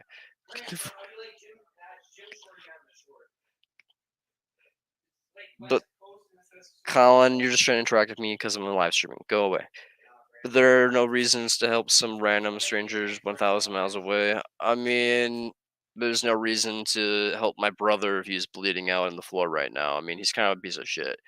I was a piece of shit. You still are, Colin. I still have attitude problems, but I'm not the piece of shit I was. I just have attitude problems. I'm just cocky. I'm the egoist. I'm that narcissist. All egoists are pieces of shit. Colin, all egoists are pieces of shit. They all deserve death. But I'm not that biggest piece of shit. I'm not the It doesn't matter if you're the biggest piece of shit. 99.999% of people on this planet deserve death in a brutal way. They just deserve to have their insides peeled apart and shoved down their throat. Colin, all you need to be is part of the 99%. Well, are you agreeing with me that I'm not the top percentage? You are pretty damn close. The reason to help your brother, though, it would negatively affect you if you didn't. But the nerds, though, the super nerds. Colin, shut the fuck up. You're bad. You're worse than them. Okay. The super nerds that don't even know what weed is. Colin, why the fuck would weed have anything to do with ethics? I'm done talking to you, Colin. There's a reason you can help the random stranger if you want, but you don't owe them a duty to them. Shut the fuck up. Colin, shut the fuck up! Christ! I don't actually want to interact with you. If you can't get the idea, you really need to get the idea. Okay, there we go.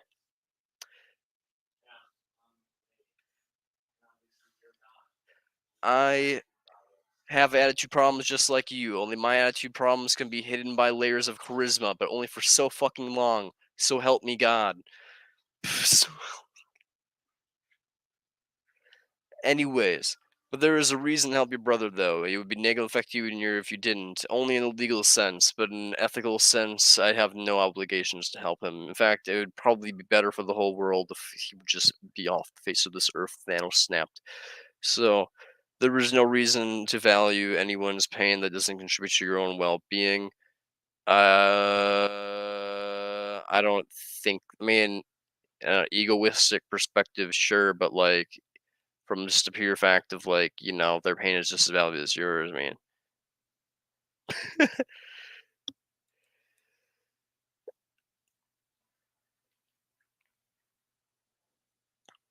I don't know. To me, it seems very much like a moral duty. In an ethics sense, you have no reason to help him. That's exactly what we're saying. No, I mean, there's no reason to help him because, I mean, not because there's no reason from a nihilistic perspective. I'm saying there's no reason to help him because it would be objectively bad to help Colin. To help Colin would be preserving Colin and his mining rigs. I don't care, Colin. You can help me as much as you want.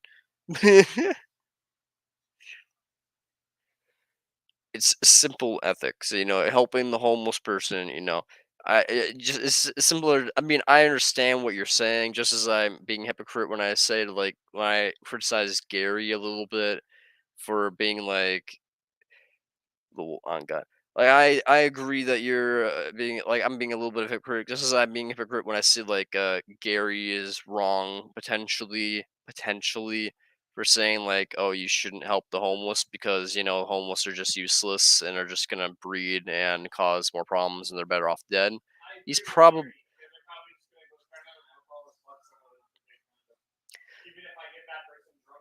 so he's probably right. So he's probably Gary's probably right, but it also feels like it potentially would make no difference, and you're also just causing a homeless person to suffer for no reason. So similarly, Colin, just quiet. So basically, you would help your brother because you care about him. No, I wouldn't. It would not be altruistic. It would be irrational self-interest. I don't actually want to help my brother. If I were to help my brother, if my brother were actually dying right now, I'd help him solely for the fact that if I didn't, I'd be held morally responsible. I'd be held legally responsible, and everybody would consider me morally responsible. To be honest with you, if I died right now, that's how it is. I don't have to go to school to escape mom and dad, and I don't have to pay for school. It's cheaper. Alan, just cook your food faster, bro. You are completely right about living. It's an expense. It's a worry. That's why I find wealth and financial security. Colin, you can just put a fucking bullet through your head, and you can not have any fucking stress whatsoever. Colin, money's not the most essential thing in the world. Lead bullets through the skull is. Just seems to me we should, or implies, I'm still on your team, but there's no justification for saying we have a duty to do anything. Regardless, we will do what benefits us. What? My brother said we have.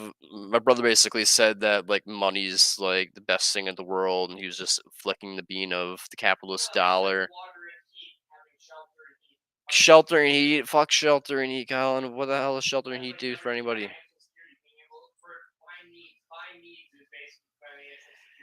Your needs. So what do you need, Colin? What do you need? Shut the fuck up. There's plenty of people that don't have ramen noodles. There's plenty of people that don't have access to physical. Colin, there's Colin, you're such a dumb hypocrite. You have no clue what needs are. You have no clue.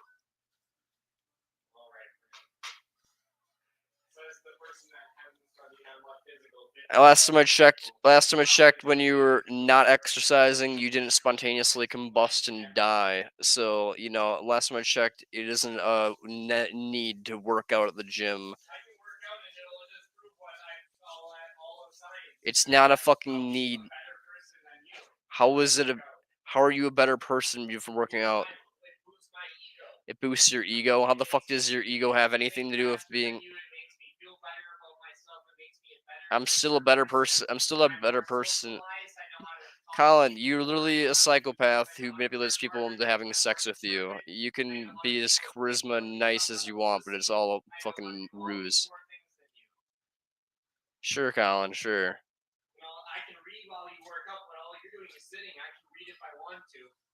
But what are you doing? Sitting down and reading? Yeah, exactly. Sit down and read while all the people on bikes and cardio read. So what? And in the sauna, they read. So what? While you're sitting here with a high THC tolerance, sit here and read your book on the couch while so what? losing THC tolerance while sitting in the sauna. So what?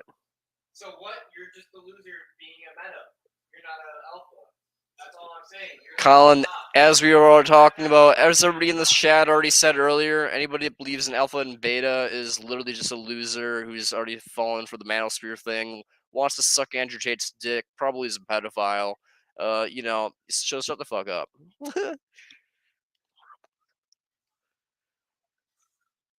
Moral story is we don't like people here who are part of the manosphere toxic. Oh, alpha male, beta male. You are not causing the harmless person to suffer by not causing them relation. Causation is not the same as correlation. Just help your brother based on your assumption that your brother would help you. The homeless man has nothing to offer. My brother has nothing to offer me. Exactly. He just said he wouldn't help me.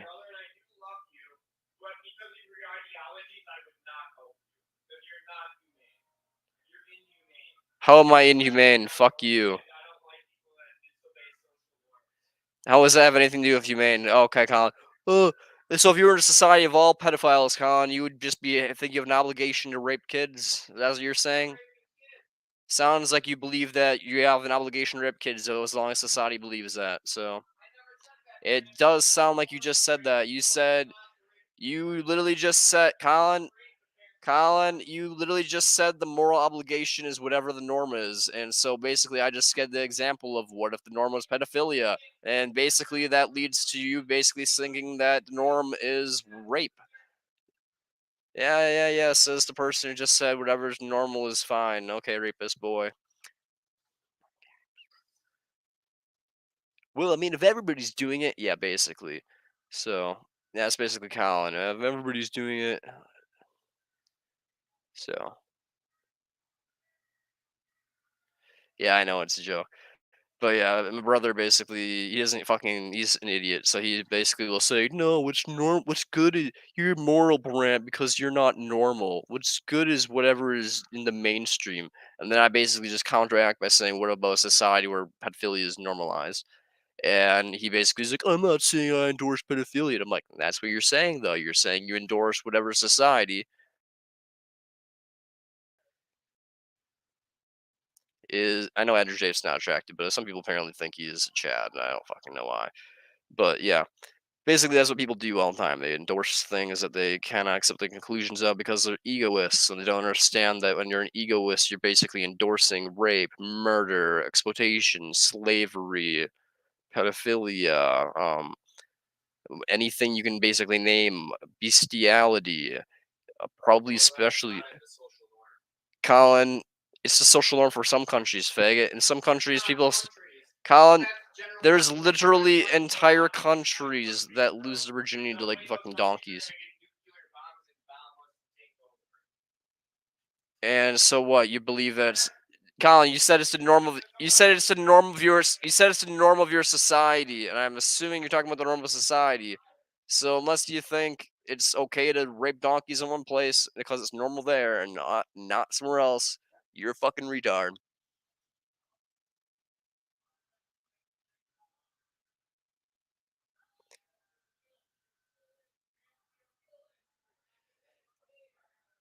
Colin says, be a realist instead of being a hater. Yeah, unfortunately, Colin, I hate pedophiles who actually go around raping people. Unlike you, who's like, oh, as long as I make enough money to compensate for it, ha ha ha, capitalism.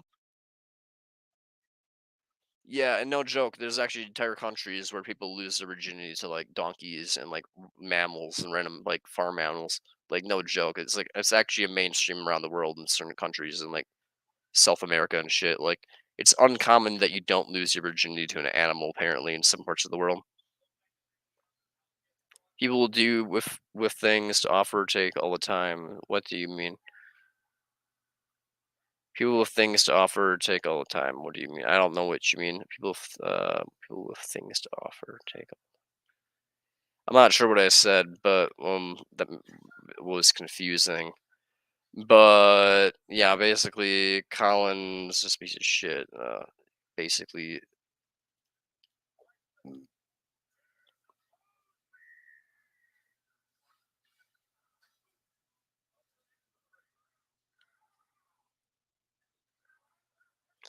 I'm responding to the anti-laced informant. Oh, okay, my bad. Of course, a homeless man has nothing to offer. If he had anything to offer, he would not be trying to take from you. People with things to offer take all the time. What do you mean?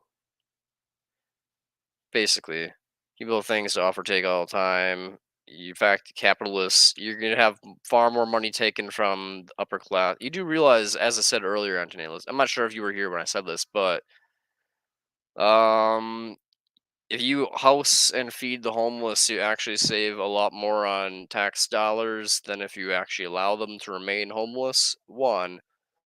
Two, the 1% has stole over $50 trillion from the bottom 90% within the last 50 years or whatever it is. So you'd be making an average $1,500 on your paycheck more if the 1% had the same economic rate as the 1970s. If you had the same tax rate as the 1970s, you'd be making $1,500 average. Every single person in America would be every month. But so I'd say, how about instead of whining about the homeless people, which objectively, if we fed and housed them, would save us money on a tax level, we bitch about the facts that, our tax burden's being fucked by the fucking rich. How about that? So we should all become socialists, democratic socialists, social democrats, basically, yeah. Social democrats, I say, but yeah, we should basically be sorts of socialists.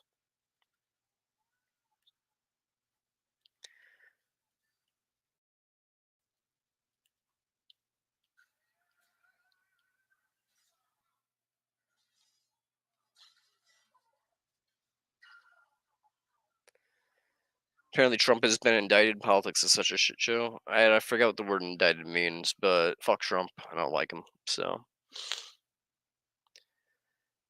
I forget what the word indicted means. You'd think I'd know because I've heard the word before and I've taken.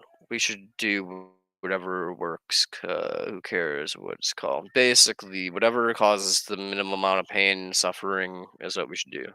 But look at how socialism failed in other countries, though. I can't. I think that's a joke because of the though part. But yeah, socialism has basically failed in other countries because of dictatorships where it wasn't actual pure socialism. And it doesn't help that America likes to do little banana wars and bullshit and topple any socialist government that's ever existed and try to ruin their economy.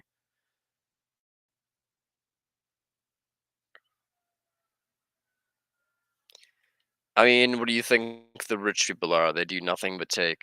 So you can say they're providing you a job, but I mean, they're ruining the economy at the same time. They're not really providing you shit. They're just taking in style. The whole falling with style thing is from Toy Story. It's like that, but it's taking with style.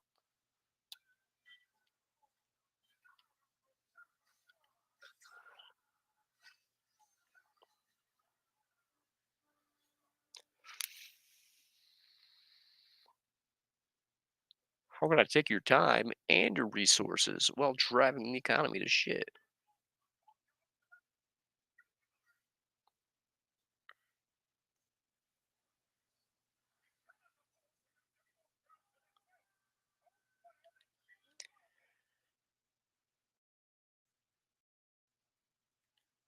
I'm not entirely sure. Are you talking about my brother? Or are you talking about someone else? Who do you mean, Jay? My brother's technically gonna go to court just to fight for his freedom.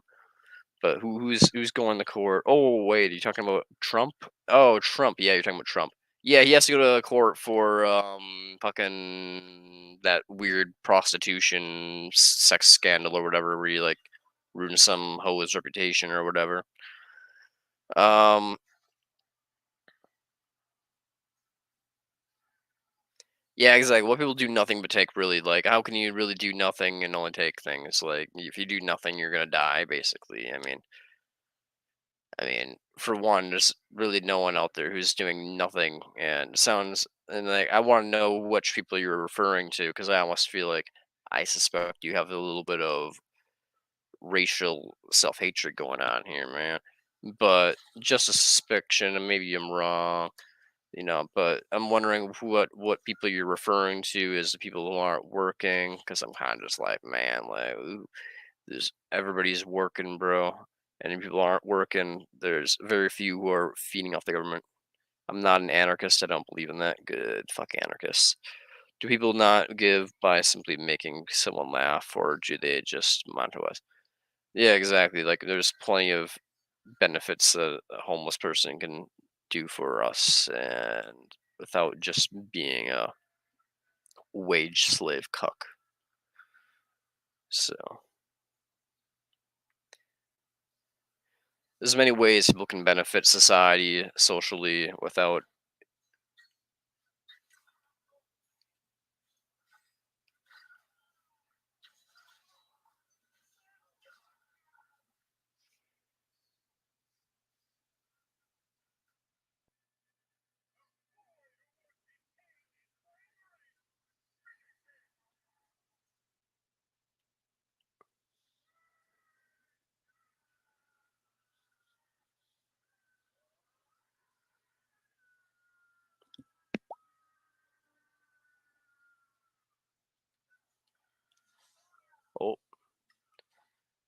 I'm gonna die. Brand, did you next time speaking on Twitch?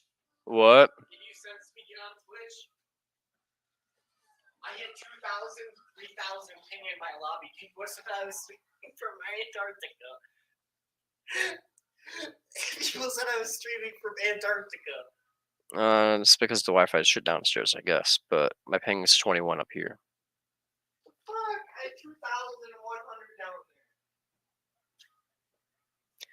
Are you taking directly from the Wi-Fi box? No,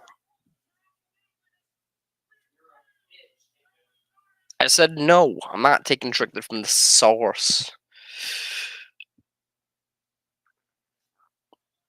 Ooh, okay, well, I am going to click the old BRB button.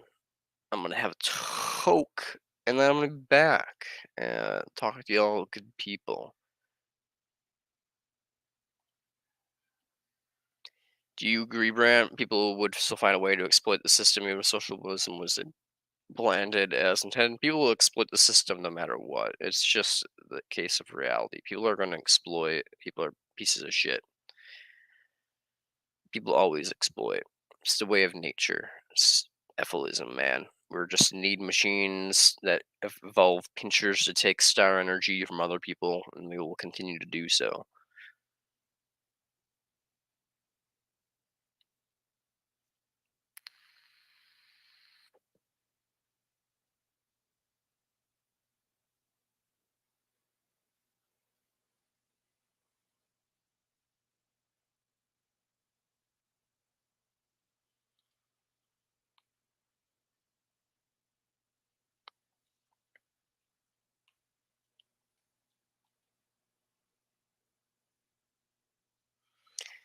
Anyways, let's go and smoke.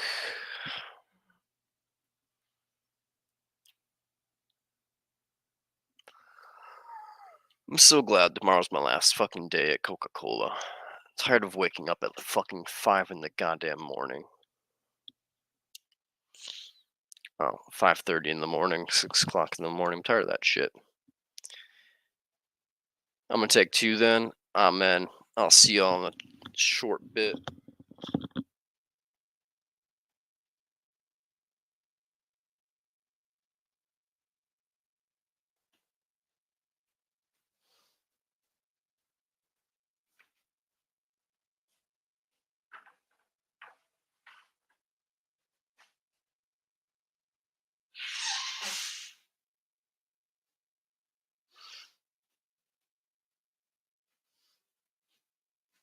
Where the hell is my phone?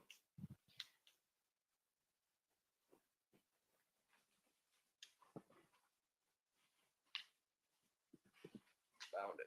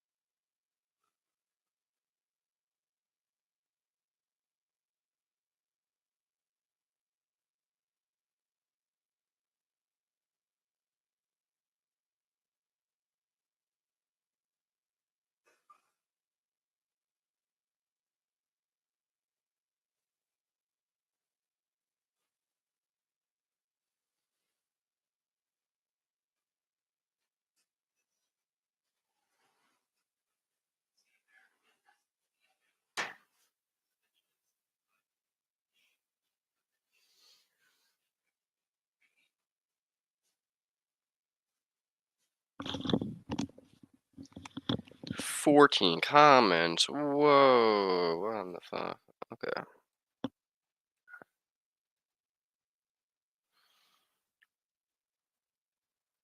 So I'm gonna tell 2 then. It's stupid just because they said he used to campaign funds for some of a lawsuit. They don't want to do it with the campaign. Not producing. No, what's the point of producing? What's the point of production to begin with, really? The only value is suffering reduction, so the whole system is kind of useless when it comes down to it. But if anarchy became a reality, there were no laws and society would be even more chaotic than it is now. Informant. Racial self-hatred, why would you assume that I've been talking about black? There are plenty of white people who don't work. Ah, fair enough. I just have a bunch of racist friends. That's probably why I assume that. And I know too many people who are like self-racist in the antinatalist community for some reason. There's a bunch of Middle Easterners that are like white people that are like superior. I'm like, what the fuck? I know one his name was like Avi or whatever. I don't think judges and attorney were the only people that actually were producers. I'm talking about farmers, engineers, architects, manufacturers, etc. Okay, so okay, so there's something wrong with not producing. You're just saying you don't feel like you'd want to help a non-producer. Not true. Anarchy does not result in chaos laws. Here's an example of anarchy in human history where there were not.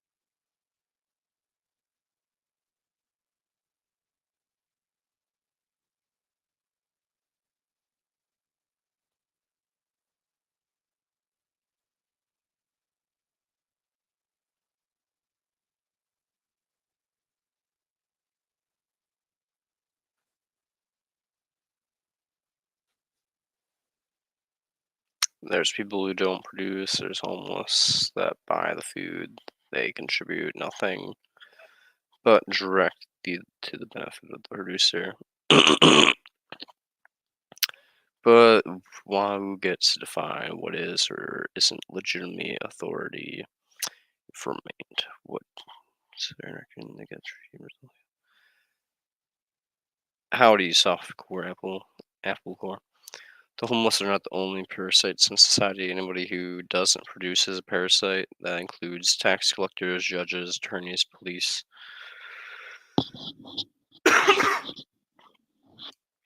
Well, what's the point of producing? Like, what do you mean by production? Like, where's the value in this production in society?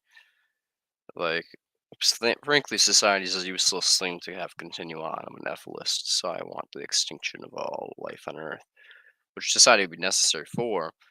But I agree that if people weren't being legitimate producers, then sure. But any authority based on force is no, I disagree. When it comes down to it, I think any authority. It depends what you mean by that. I mean, I disagree because like a police enforcing like laws against some horrible shit, pretty necessary to have occur. Colin, shut the fuck up. You don't even know the context of what I'm talking about. You just like to get involved in things. Colin, shut the fuck up. You don't know what I'm talking about. But yeah, basically, I mean, any authority based on force is illegitimate. I mean, I don't agree with that. I believe that you could totally have a philosopher king in charge of shit, and if the philosopher king is a benevolent dictator, it's cool. Why would anybody have an issue with a benevolent dictatorship if he's truly benevolent and wants the best for you and has laws that are dictating the best thing for you? You should be cool with that. Just because it's an authority figure doesn't mean anything. That's the way I look at it.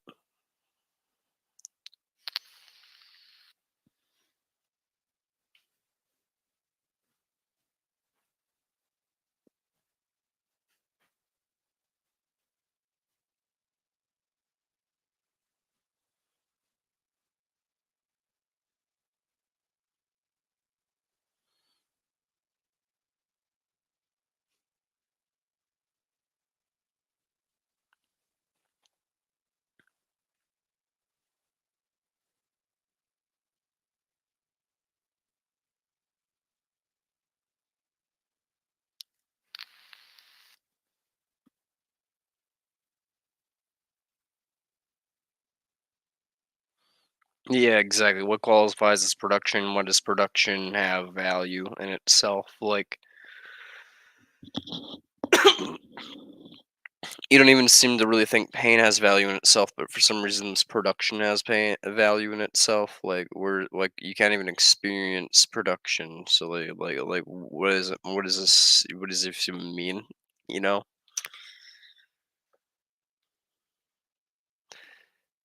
Do you catch our drift, G Dizzle?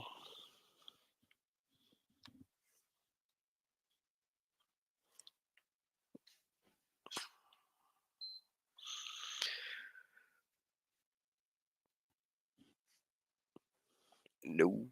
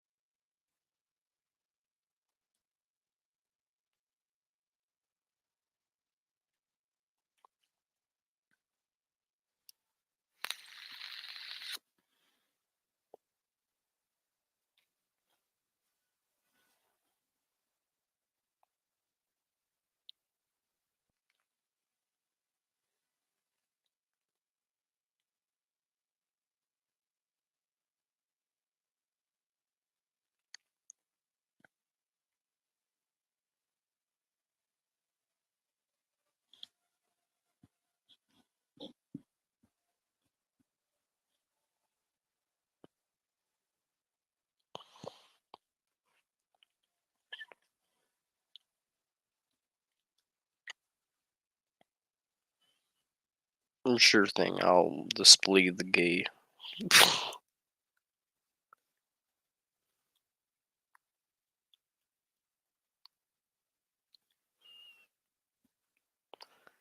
We're all about the big gay here. Even if I say some homophobic slurs every once in a while, it's just because I'm an asshole. It's not because I'm actually homophobic.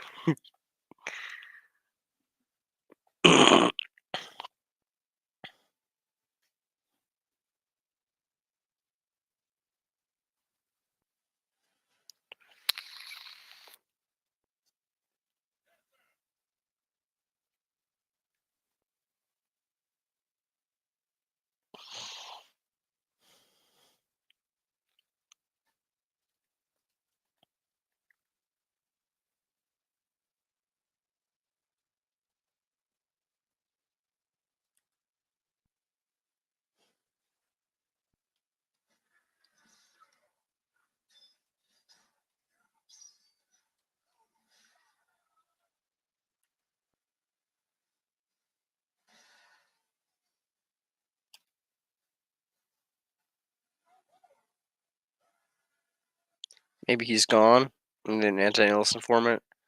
Potentially, yeah.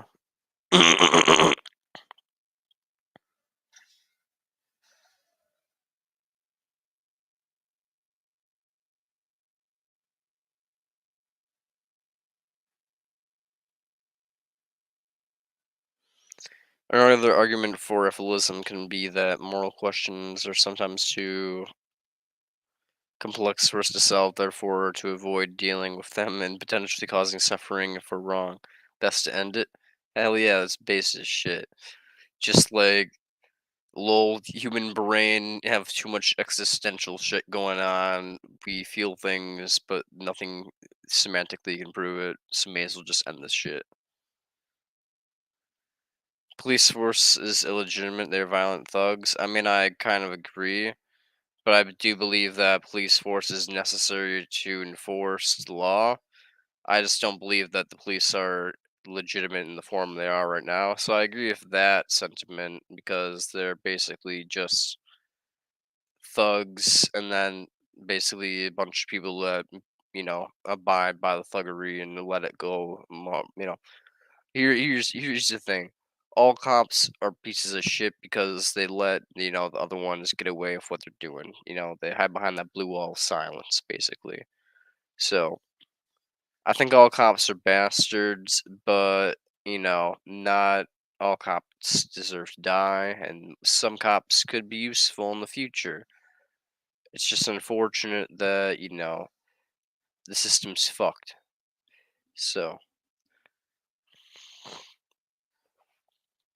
we need external divisions to investigate other divisions and stuff like that. We can't have internal divisions investigating themselves and stuff like that. It's fucked up. Allows for all this shit to go on.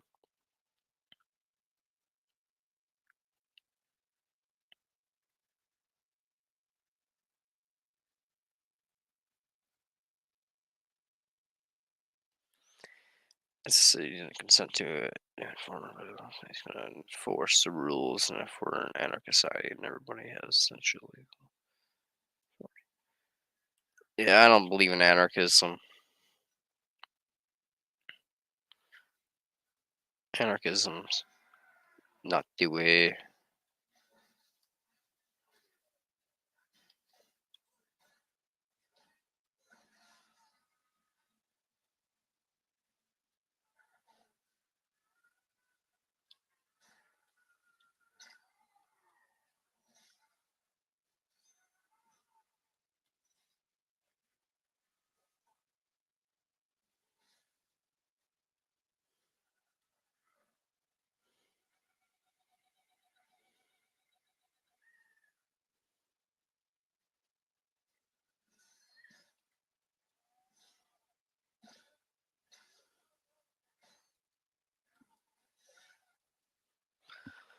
The production has inherent value because everyone takes from the producers. If production didn't have value, people wouldn't depend on producers. I mean,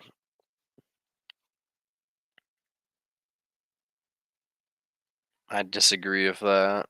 I mean,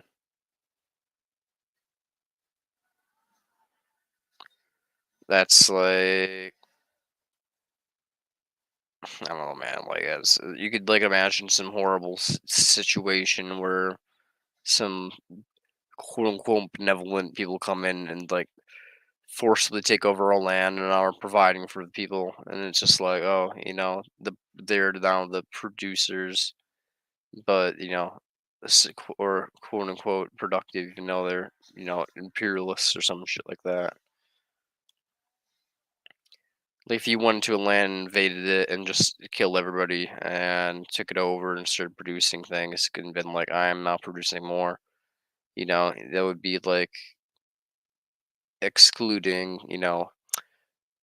primordialism. That would seem to be quite the unethical thing to do.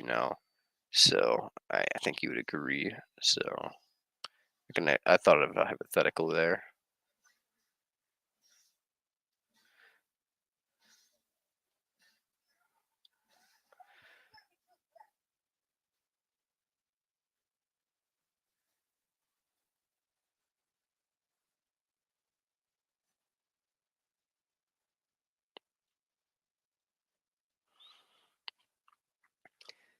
Production has no inherent value. Why would I? It has value in the fact that it ends pain, and we have a system going that allows for more efficient, like production. Production doesn't have value in itself, dude. It has value in the senses that it produces, that like reduces suffering. There is no inherent value in production, though. That was the point that I was trying to get across.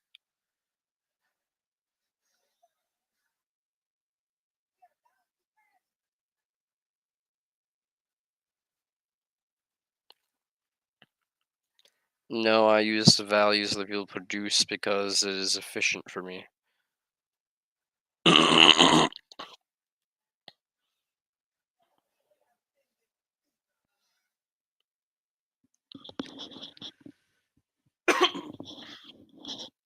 Dude, I literally eat beans and corn. I pretty much eat beans and corn and like scraps of random people's things that they don't or we're gonna throw away or not eat. So it's like, and I have multivitamins. So it's pretty much like, yeah, man, I'm not exactly impeding on production.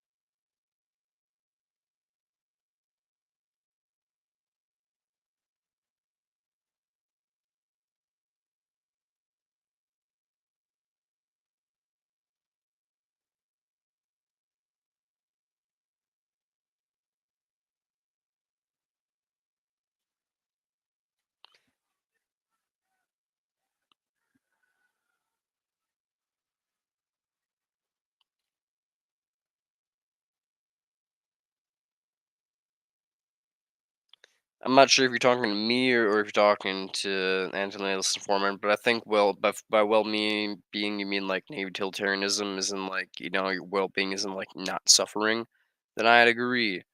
But yeah, then if you mean something else, then I don't know. But I use the tools to achieve it, aka production stuff. Yeah, there are many concepts, definitions, or argument.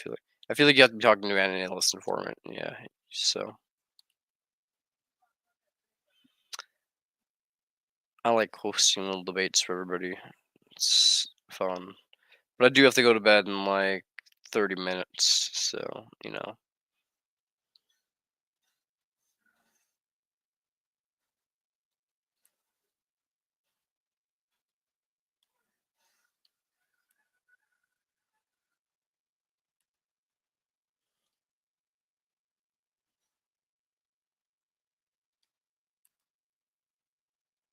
Awesome. I didn't mean to hit you, bro.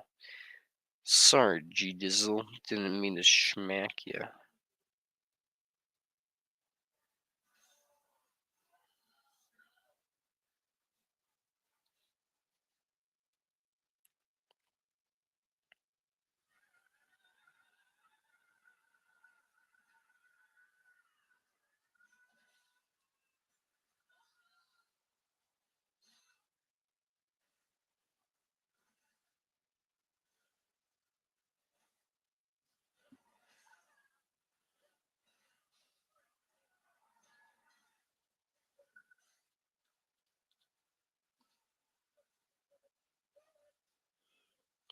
Listen for the win, baby.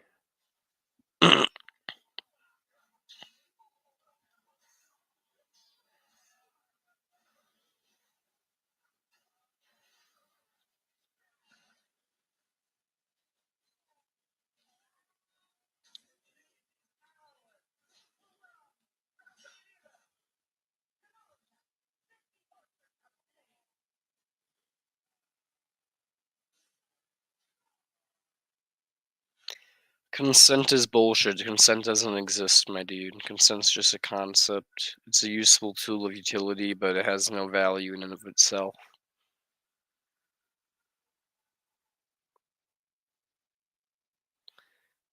Exactly. People have obligations, care about consent, which means you're constantly violating consent with somebody. Somebody in the world you are violating the consent of by using this device right now. There's at least slave labor. You mine the fucking lithium for your batteries. So if you really cared about consent, you wouldn't be even talking to me on the device you're using. So when it comes down to it, everybody's constantly in a violation of someone's consent for some reason. So consent's bullshit, bro. It's just a useful tool of utility.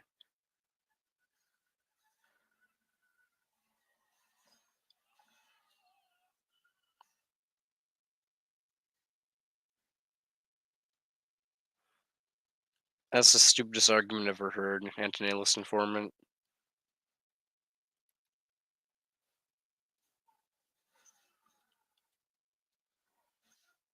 We're literally talking about utility, and you're just like, oh yeah, of course. Despite the fact utility is about everybody, and it just implies people working together and doing things to help each other as a society. Why not you just throw that all out and just make your own shit and become some hermit, a banned society, You clearly don't even understand what the fuck utilitarianism is, bro. Ow. I just bonked myself on a fucking spike.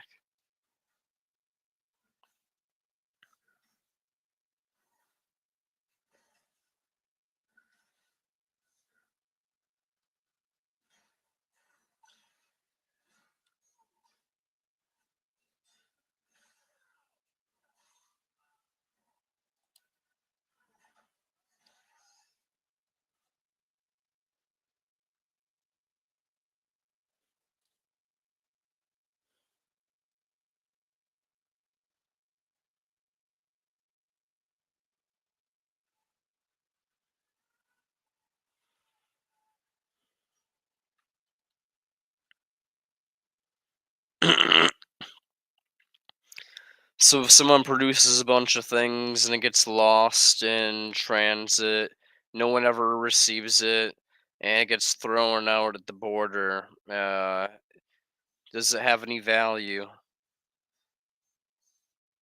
My point essentially being that there's only value if there's value being experienced. Value is in experience, not in production of whatever the fuck is being produced.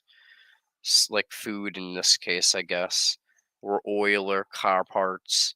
So the value is in the experience being used by these things, aka the pain being avoided or the pleasure of if that exists.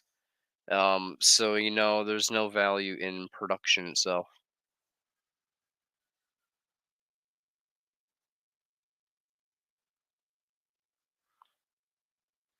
All things are exploitative, my dude, but fair enough. If you say so.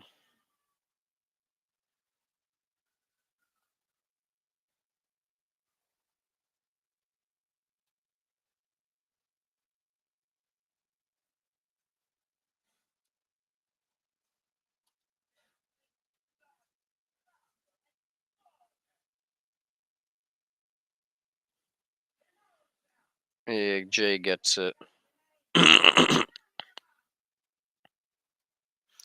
Producing a tennis table doesn't have any value. You can produce whatever you want, food, whatever. If someone doesn't enjoy the food and someone doesn't eat the food, then there's no value to the food.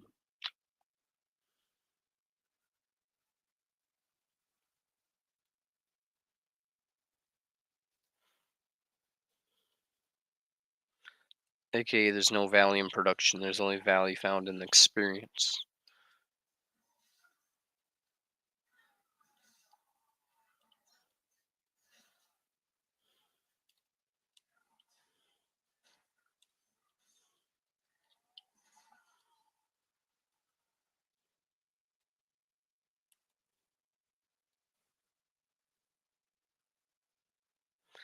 Shut the fuck up at this point. I'm really almost like not take you seriously, dude.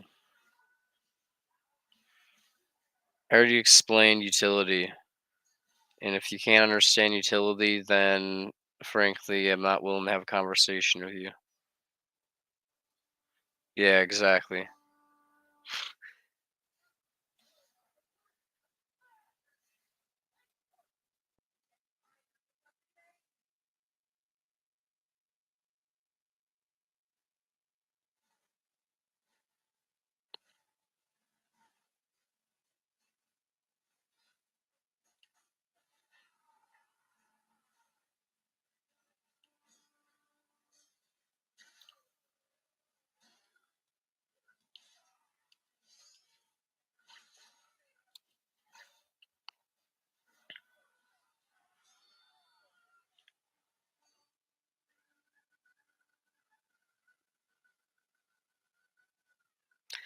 I don't get why this guy can't understand that production isn't intrinsically value, but it does have value in the sense that it's like a useful tool.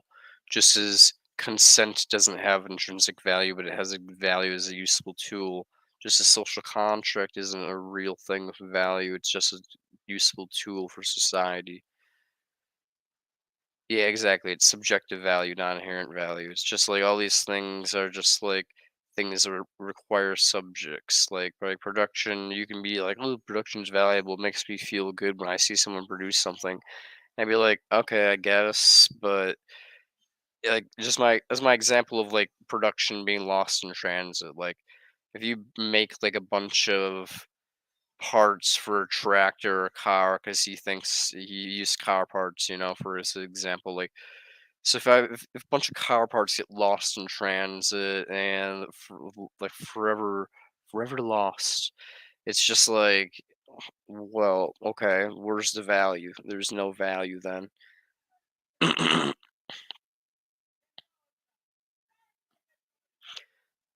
What is a need though, bro? What is a need? Can you define a need? Because when it comes down to it, I'm a promortalist. I basically think death is good for the one who dies. Uh, so what is a need really? I mean, unless you think what's natural is good, because that has a lot of implications behind that. But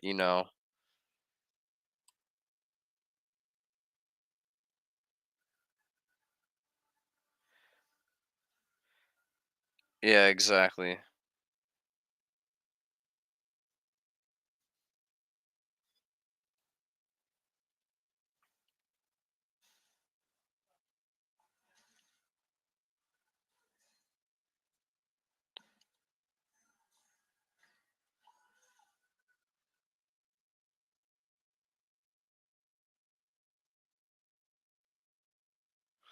Ridiculous. I can't argue with your logic. Yeah, it is fair enough, bro.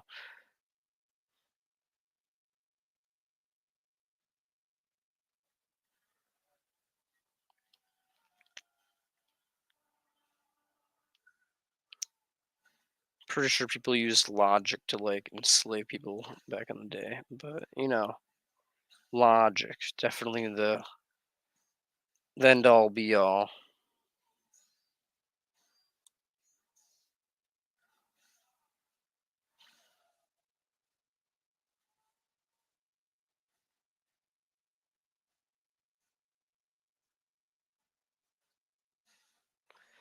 All I'm saying is logic used by Christians, logic is used by everybody, bro.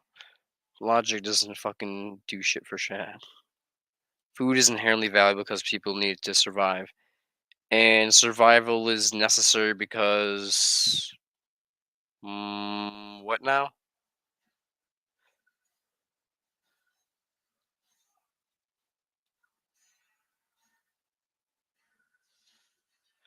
Last time I checked, my best friend decided to kill themselves. It wasn't really necessary for them, was it now?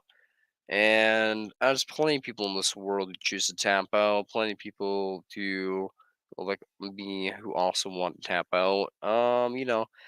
When it comes down to it, survival's not really necessary. Um, one, two, it's not consent versus violent force, government control. And two, so survival often imposes more suffering on other humans and other beings. So if survival is necessary, then that basically means you're allowed to rape, kill, whatever it needs to be if it basically guarantees your survival. Like, say if there's like a hypothetical example where it's like you get to survive, but the only reason you're able to way you're able to survive is if you push a button here that like rapes 20 billion people. You'd be like, oh wow, I have an obligation to survive. Guess fuck them people for them getting raped isn't against an obligation, In fact, I'm anti-natalist informant. I don't know these people. I have no obligations to strangers, but I have an obligation to survive. Therefore, push button, beep boop. I think that there's something inherently wrong in the fact that you could condone 20 billion people to rape or something. I sure I'm putting these words in your mouth, but you've already basically said these like things that I'm just connecting. I'm just taking them into the extremes. So how is everyone helping everyone only when someone produces and everybody else takes whatever.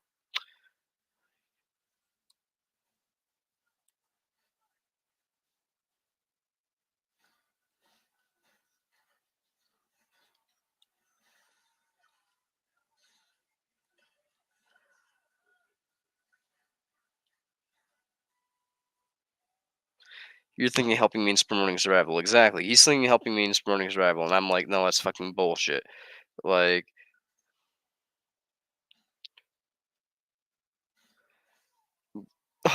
inherent to me and everybody else here basically means pain is bad, pleasure is good. Survival doesn't mean shit for shat, bro. If I bring a slave into existence, I give them a sustainable lifestyle, being a fucking slave, it's better than if I were to let them go and dude, you do realize people literally enslaved people and said, "Oh, at this point, it's better to keep enslaving them than let them go free because they wouldn't have jobs and they wouldn't be able to do anything in the free world. So you may as well just keep them under our roof as slaves." You do realize that survival means jack fucking shit, bro. Oh, they'll survive. Yeah, okay, cool. I mean, it's a whole fuck ton to me. The homeless man has no inherent value because no one needs him to survive, and no one needs really you to survive too either, dude. Like, what's your point? The only reason you have value is because you're an antinatalist and can prevent people potentially from having kids. It's not because you're surviving.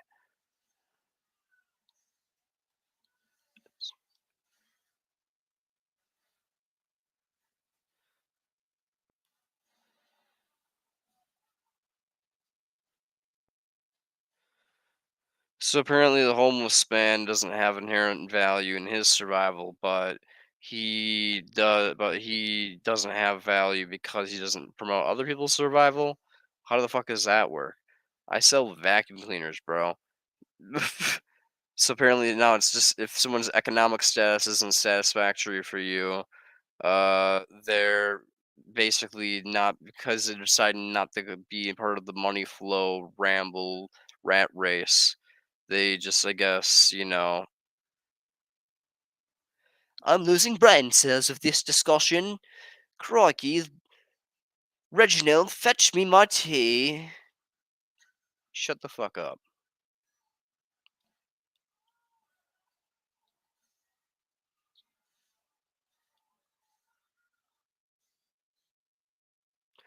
Believe what you want. Hoo hoo hoo.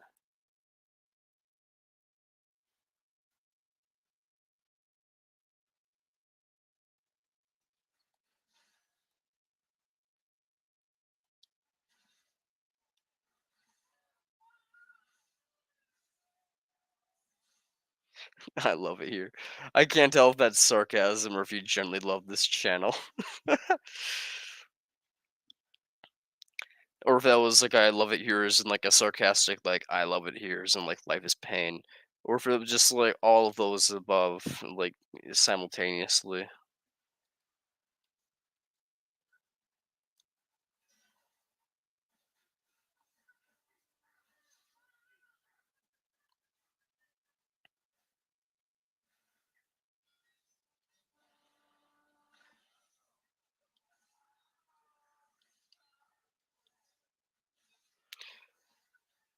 Generally though. Awesome.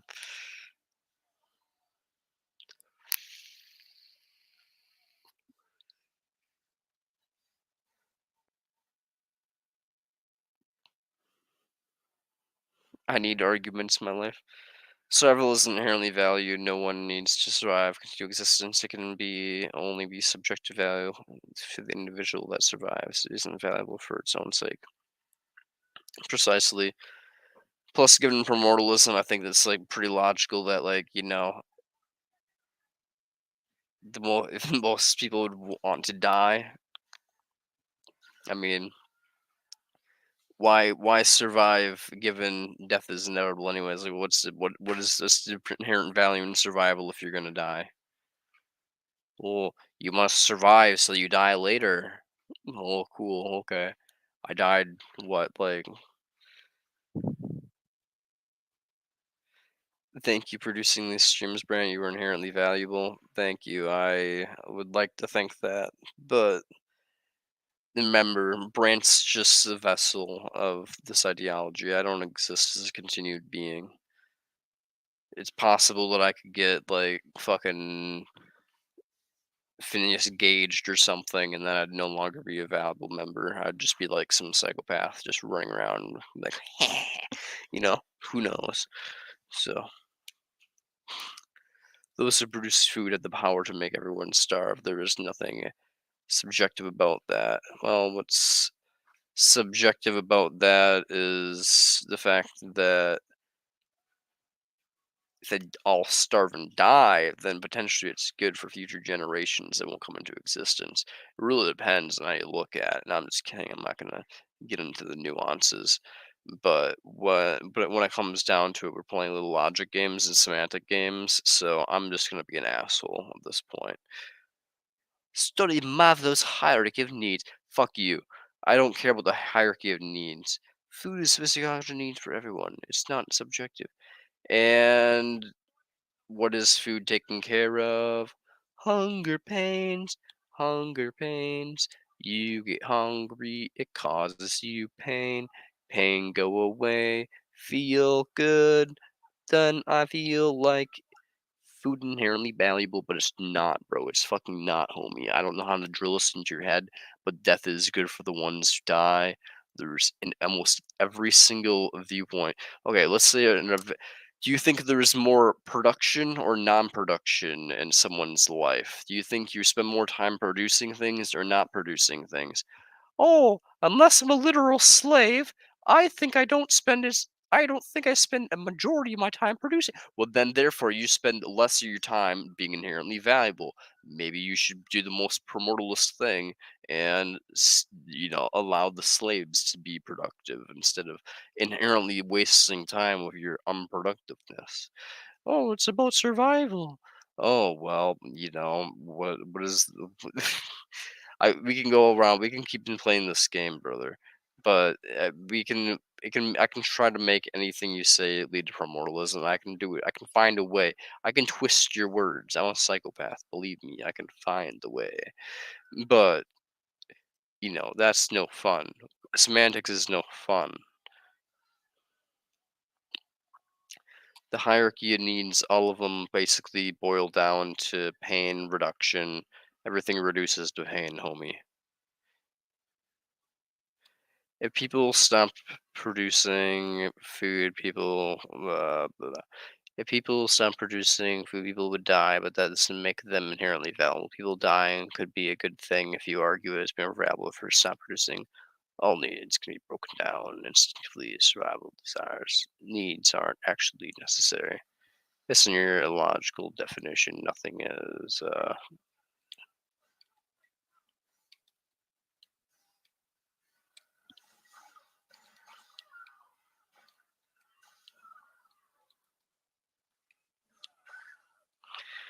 Based on your nothing is a need.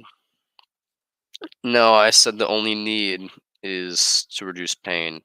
Because as I said earlier, experience generates value.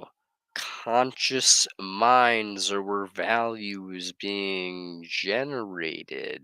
I'm going to slow it down for you. Because of this, that means empiricism is correct. Empiricism implies there's sensations of pleasure, basically, and sensations of pain. I believe that the pleasure sensations are an illusion, even if they're not the world's majority pain. When it comes down to it, the only values that are inherent are pleasure and pain. the only things that are necessary in ethics based on our obligations to other moral beings, unless you think you ought to give me a hand job right now, is to avoid suffering and not to produce pleasure.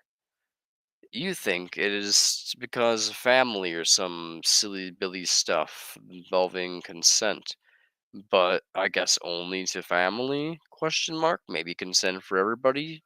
I don't know. If your family member consents to sex, is that fine? How does can that work? I don't understand how this works with your ethics, brother. I don't understand any of your bullshit. So, who's really the illogical one? Home slice. I don't really know, but we'll let the audience decide. Given they're more involved in logic than I am, so I'm not a big fan of logic. I just fucking knocked the teammate. I'm an asshole. Sorry, teammate. Not sorry, though.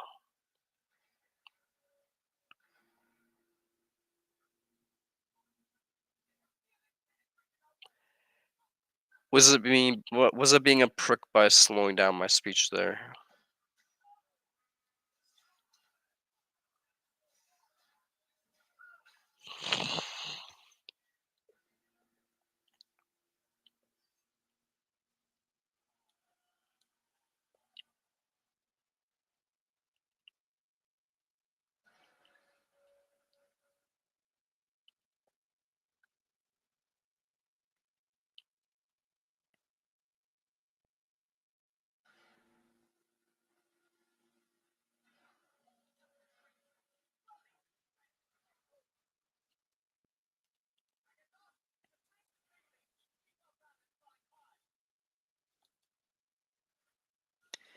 Thank you, Jay. I appreciate your response. Jay basically stole the words right from under me. Basically, you said what I wish I could have came up with. I didn't steal. You didn't steal shit. You said what I wish I could have produced in my little brain. Boo boo. Thank you.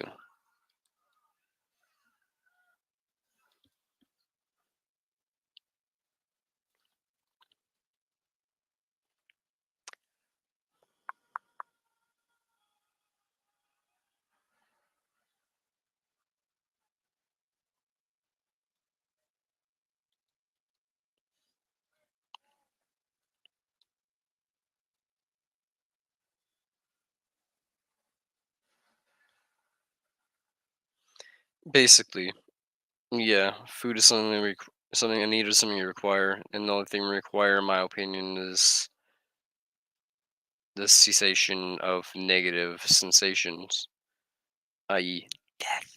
So,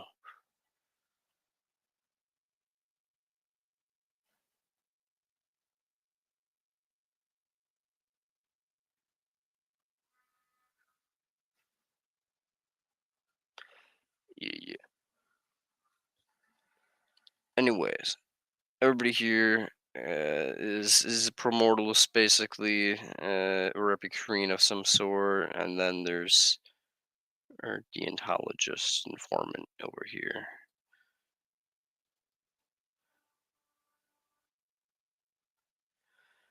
The enemy.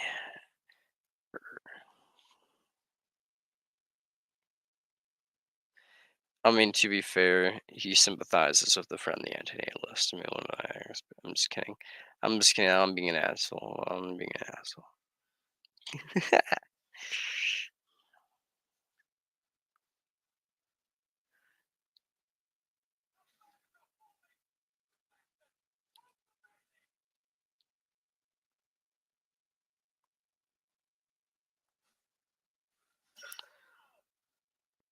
I just got the urge to play Minecraft for 2 weeks. Fuck yeah. Sometimes you just gotta play Minecraft for whatever reason.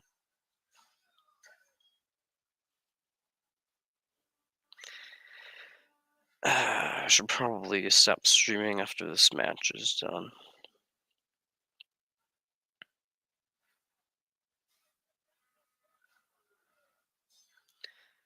Exactly. Needs aren't duties or obligation. You could sell the survival talk. Yeah, man, it's probably all the survival talk. You just want to play like Minecraft or like you should play the Long Dark. It sounds like about BBC. It's not, I swear. Though maybe you'd be into that. Just kidding. I'm not gonna. You're welcome.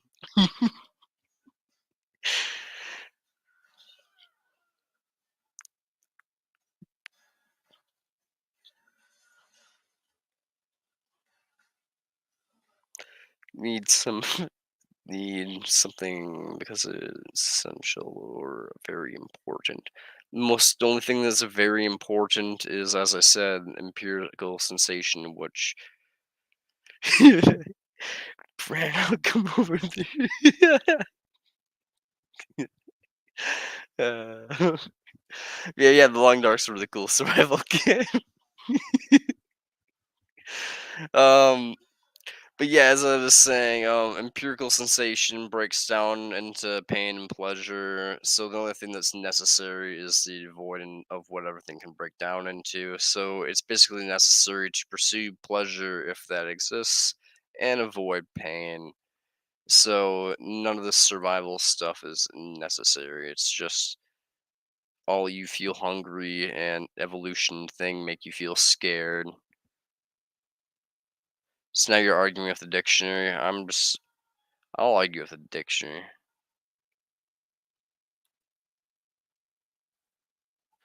I'll argue with you, but and then there's multiple dictionary definitions for one, but I'll argue with whoever I feel like arguing. Yeah, basically, as Jay said.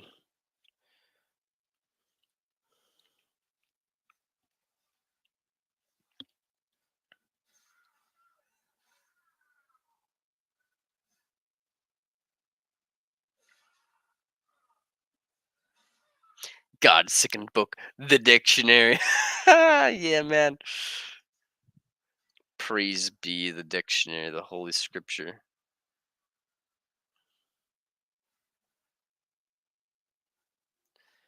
We can't interpret meanings of things and have agreements and disagreements upon the meanings of things. It has to be exactly the word and everything divine behind it. Yes, we can't have actual conversation. Anyways, whatever.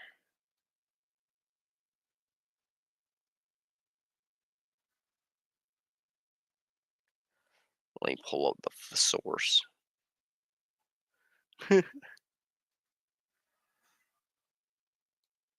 Defend the drawbridge cranks. Maybe I will. Maybe we'll all die here, though. We probably will do that, but you know, that guy's carrying a fucking stuffed deer. What's he doing with that?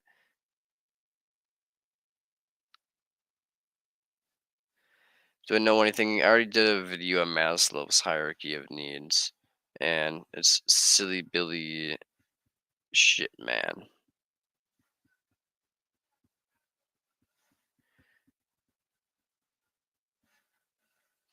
I have like an actual video on Maslow's hierarchy of needs. Here you can watch it.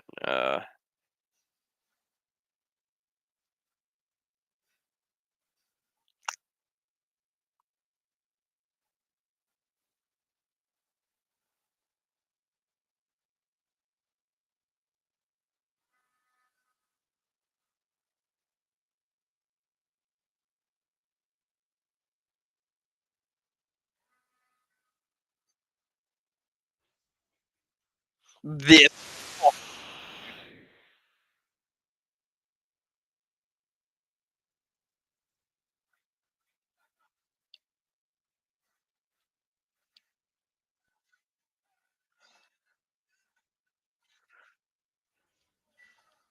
Hey, at least you're not a pleasure dummy dumb.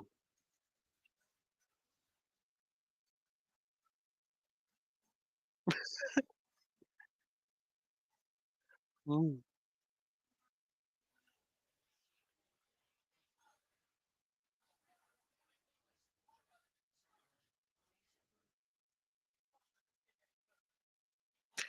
I'm gonna have to share the video, but basically, it's found it finally. You did a video of Maslow's hierarchy needs. You would know what food is a psychological need.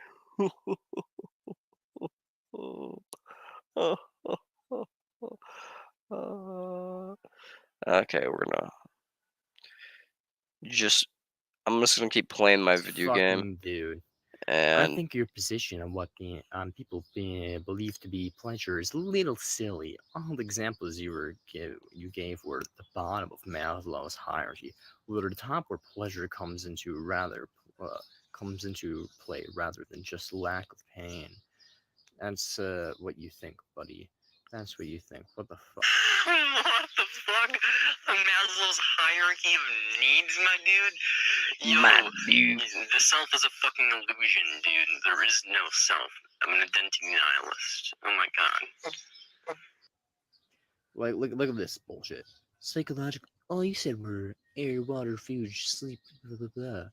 Personal safety, security, employment needs. Yeah, that's also guess what, fucker? That's not the bottom right there, but guess what? Oh, last time I checked, that is all deprivation. Love and belonging, friendship, human intimacy is built into evolution. Intimacy built into evolution. Family, the bond of family basically, I'm built into just explaining how this all breaks sense down of into pain. connection. What the fuck is that? More evolutionary stuff. You feel lonely if you're not. It's all just deprivation. I don't have a lot of that stuff. Plenty of people don't have that stuff. They don't need that stuff. That stuff is just there because you all have a little lovey-dovey family thing because evolution made you. So that's your problem, not mine, not a bunch of people's. Sorry that you have those needs, and when they're fulfilled, you feel pleasure. I don't have those needs, so I don't feel pleasure from them. I don't feel the illusion. Love, esteem, respect. Yeah, because when you're disrespected, you feel bad. So when you're treated normally, you feel good. Wow. It's almost funny being treated like the basic person you ought to be treated as, not treated like lower than a human, is considered in the hierarchy of needs in the very top. Wow, it's almost like, not being deprived of basic things is great. Self-esteem, oh my goodness, that's a fucking shocker. Not having deprived sense of ego is almost near the top. Status, wow. Not feeling what does that really mean though? Can you have to be rich and powerful? By status, do you just mean you have to be comfortable with your status? Because if that's what you mean, then guess what? It's just deprivation again, fuckface. Recognition. You want to be recognized for what are you going to be recognized for? You want to be like someone, you want to recognize yourself in the mirror, bud? What the fuck is that even happening? Where's the value in I'm being such an asshole.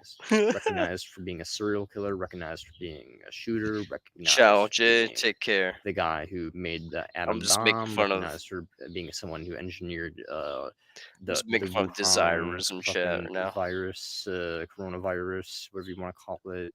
And it's basically you can engineer a bunch of different shit. You can do a bunch of different things in the world, good, bad, anything in between, and be recognized for it. What's the fucking point of recognition? Where's the objective value in that? Strength I of go to what? the rant, Body, basically. will, mind. What are you willing your strength of? Like, I can beat the shit out of like 20 orphans and not feel bad. Is that your strength of will? Is your strength of will being fighting for something actually good, like suffering prevention? What's the objective value in strength, fuckface? It's all about your self strength though. It's about your esteem and your freedom. It's about like how you view yourself. Do you view yourself as being respected? Do you view yourself as being all of this is just stuff of being like feeling bad things, feeling restricted. You want to feel free. You want to feel like you're not weak. You want to feel like you're strong enough to do what you want to do. Just desire stuff, need fulfilling. It's literally just need. That's just what I said. People are fucking idiots, man. And the peak, I'm such an asshole. self-actualization, desire to become the most that one can be. truly beautiful. Wow, what the fuck does that mean? What the fuck does that even mean? The most one can be, well, mother, when I'm older, I want to be carried away by owls. Is that what your goal is, to be carried away by I owls? forgot Is I that your said peak that. of your dreams? This is funny. Guess what? Get fucked. You can't be carried away by owls. There's a little tiny You little can't be spider carried crawling on away me. by Hello, owls. little guy. I'm gonna crush you. Goodbye. His life is ended. I just It killed was a bug. adorable while it lasted. Desire to become the most of one actually I can need to be. go What, back. you could be someone like me who puts the little, I want to be carried away by owls. Is I that what want your to be goal carried is, away to be by carried away by owls. owls? Is that your peak of your dreams? Guess what? Get fucked. You can't be carried away by owls. There's a little tiny little spider crawling on me. Hello, little guy. I'm gonna crush you. Goodbye. His life is ended. It was adorable Ripperoni while it spider. lasted. Desire to become the most of one actually can be. What, you could be someone like me who puts the little spider of his misery and actually does good in the world, or he can be spider breeder, and spider breeder believes that his peak is, I bred 10 billion spiders and all of them suffered and died and they were beautiful and cool looking. Look at all these arachnids. Wow. And I'm looking at like, holy shit, this guy's a fucking monster who just needlessly generated a bunch of discomfort into the world solely because he wanted to look at pretty little spiders and feed them insects and have them kill those insects in horrible ways for the perspective of the insect. And Anyways, also he'd this be is like, a oh wow, look at the glorious biosphere that rant that goes on for another 4 minutes. We're done with that shit though. If you want to watch it, you can watch it in your own time. Please watch it in your own. I'm just kidding. I don't give a shit. But yeah, moral stories. Fuck desirism. Fuck the Maslow's hierarchy of needs. It all breaks down to pain prevention. I have no respect for people that bring up the hierarchy of needs. Time for bed. Yeah, it's basically time for bed. We're about to lose this match here, and I'm gonna brush my teeth, and I'm gonna go and hit the hay. On my last day of working at Conk tomorrow, because I'm a vacuum salesman now. Fuck yeah.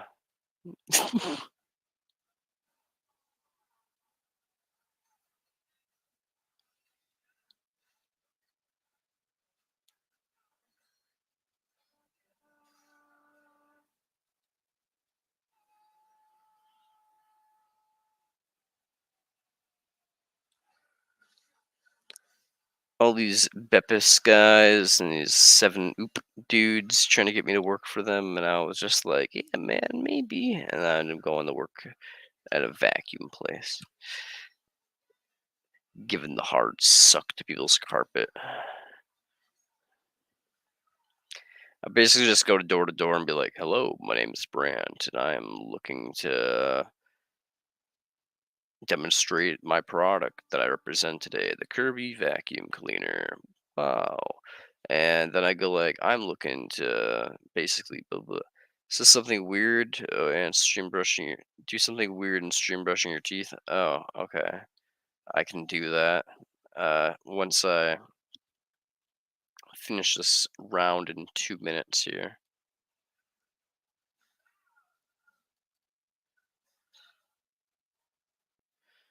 Or less, because I think our king is gonna die. So probably less. Yeah, I think our king's supposed to take the L.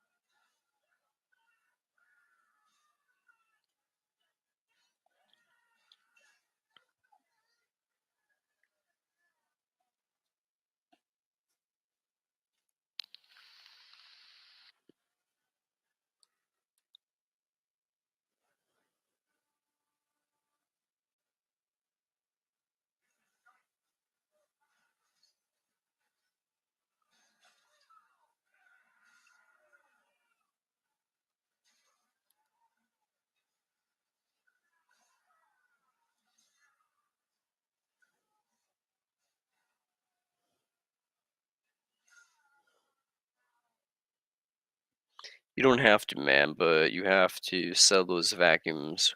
What happens if you can't sell enough?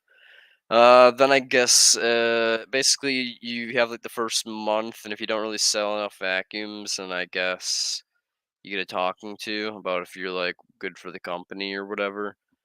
And I guess then they might let you go or whatever. But moral of the story is you make 3K a month, so I guess if I don't, if I'm not good for the company, I'll at least make $3,000, and then I'll be like, okay, cool. I guess I'll find another job. And given the fact that I applied for this job and they called me within one day and I got hired, I have a good feeling that, and I've never been turned down for a single job in my life. Are you good? Could you sell me a vacuum right now? Maybe I could sell you a vacuum right now. But I don't know if I'm good. I'd be like, yo, hi, I'm Brant Gill. I'm a representative of Kirby Vacuums. I'm looking to demonstrate a product on your carpet or mattress tonight. Would you be willing to let me demonstrate for you? I'm looking to basically go to a trip to New Orleans, which will be funded by the company if I get enough people to buy our product. Um, would you let me inside your house with such an opening? I've never done this before. Just kidding. I'd be like really insistent. I'd like stick my foot in the door and everything. No, I'm just kidding.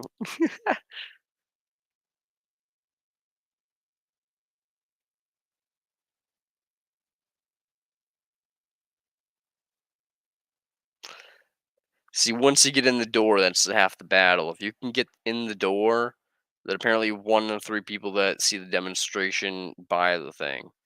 So you have to like get in the door. Once you get in the door, the vacuum speaks for itself, my brother. I'm calling the police. Aren't you that baby murderer guy? Hey, man. just because just because I'm at the farmers market in Green Bay and I'm gonna be knocking on people's door like, hey. And I like do door to door activism around hey, you might have a possibility people might recognize me, but if that happens, then that's a real shame. But as long as people don't recognize me, I think for the most part, people are just gonna be like, "Yo, I'm either interested in getting my carpet vacuum for free, or nah." That is a beautiful vacuum, though, I must say. Yeah, it is. That, and I am desperate need of. Hey, man. If you were in Wisconsin, I would put you on the list for the vacuum, and or if you were in one of our surrounding states near Wisconsin, I'd put you on the list for vacuum representative stuff, and I could get some credit for that. And a representative would come to your door to try to sell you a vacuum from whatever local Kirby area, and maybe he would give you hearts. Just kidding. Would you ever blow someone if they promise to buy a vacuum? No, I don't think so. No. Maybe if the guy was like extremely attractive, but then I'd also feel like it'd be like a cop trying to like make me like, engage in prostitution. So I'd like be like really sus.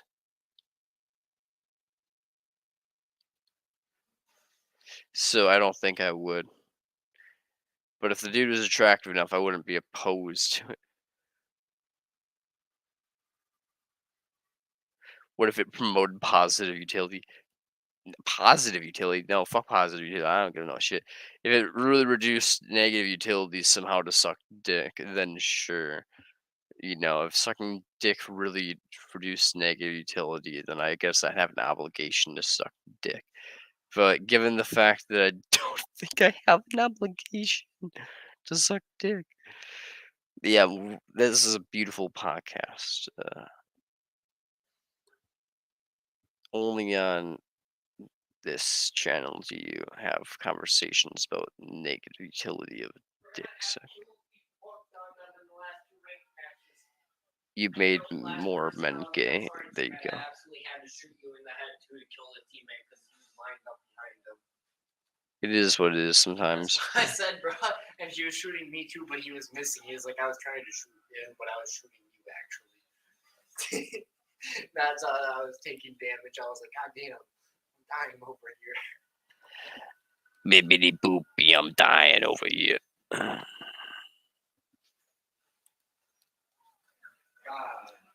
why is life so boring? Like, I literally win a video game match. Like, what am I supposed to do? Celebrate by like staring at a wall? Yes, Colin. What? Yes. For real? Yes. Watch the paint dry. Bunch of big relax. I said watch the paint dry, Colin. You're like, but the paint's already dry. Exactly. Just watch the wall and wait for the paint to melt. And if it starts to melting, then you know you're definitely no longer. You probably started meditating like a couple hours ago, and that was when you know you become a Buddhist monk. You've transcended.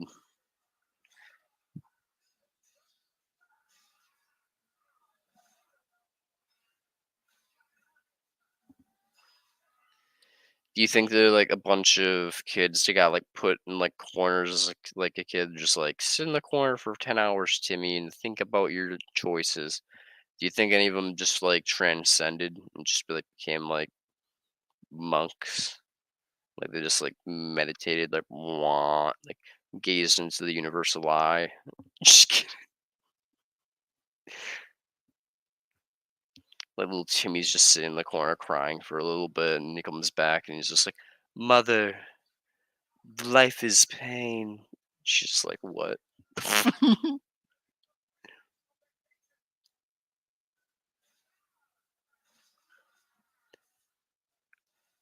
Mother, life is pain and existence is a lie.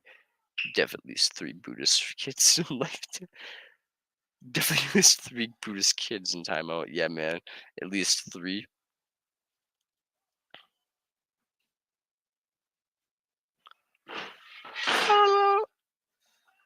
Dude, I don't know why graham crackers have honey in them, because I can't have that anymore. It makes me sad. Makes me just.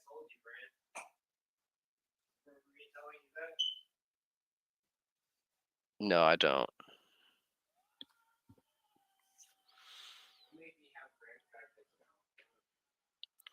But yeah, I can't have graham crackers. I can't have shit for shat, man. I know I can't. Why does honey make you sad, sugar? Makes me sad because I can't have graham crackers, bro. And like, s-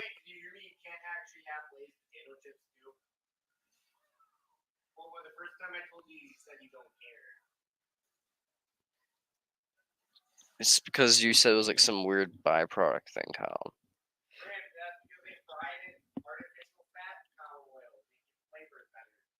Oh.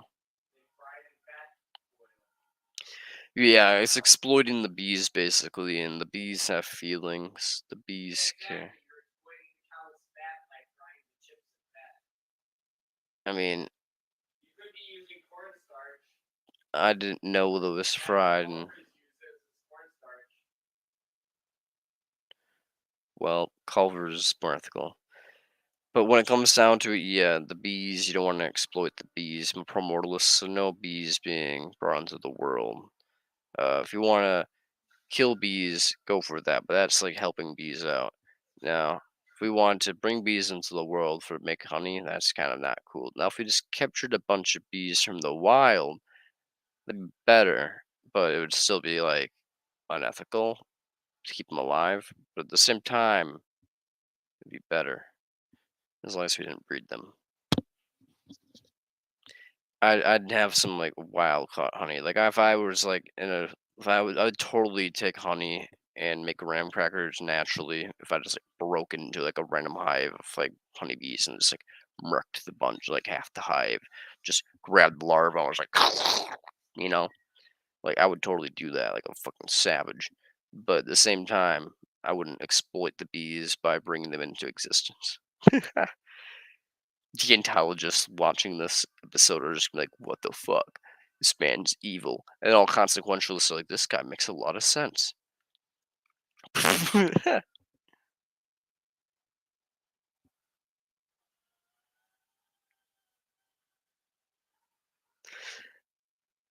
It's the curse.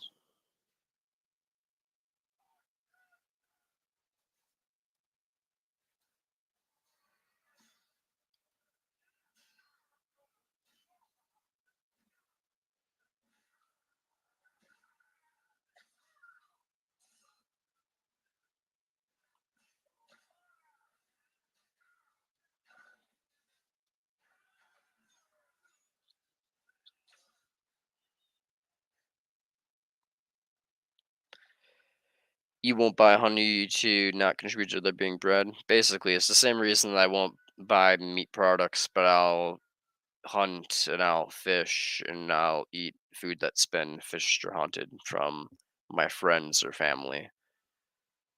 You know, I basically won't contribute to things being brought into existence, but contributing to death is completely fine with me.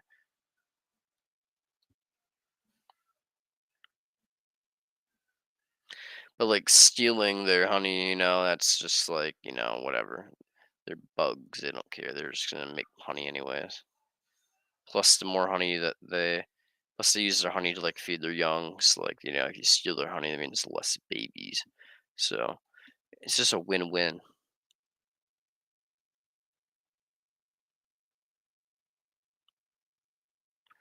Less better.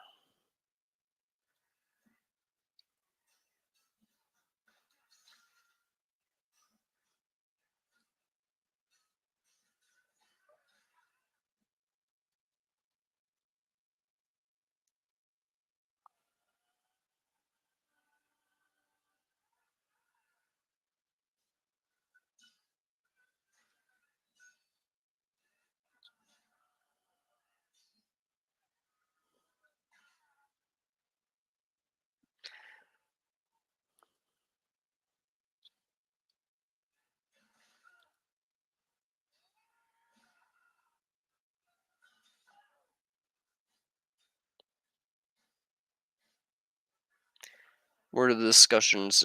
I saw you on Do Not Watch podcast where discussions interesting. Yeah, they rarely are. Every once in a while, they kind of get slightly interesting. I mean, it's not really that interesting because it's basically the same shit that I talk about on here.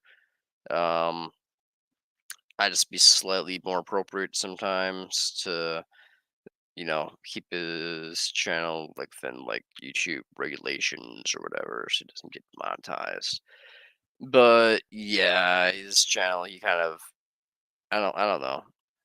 He's a transhumanist for one, so I have a lot of disagreements, and I can argue against transhumanists pretty well. So he doesn't like it when I talk very much, but there's that.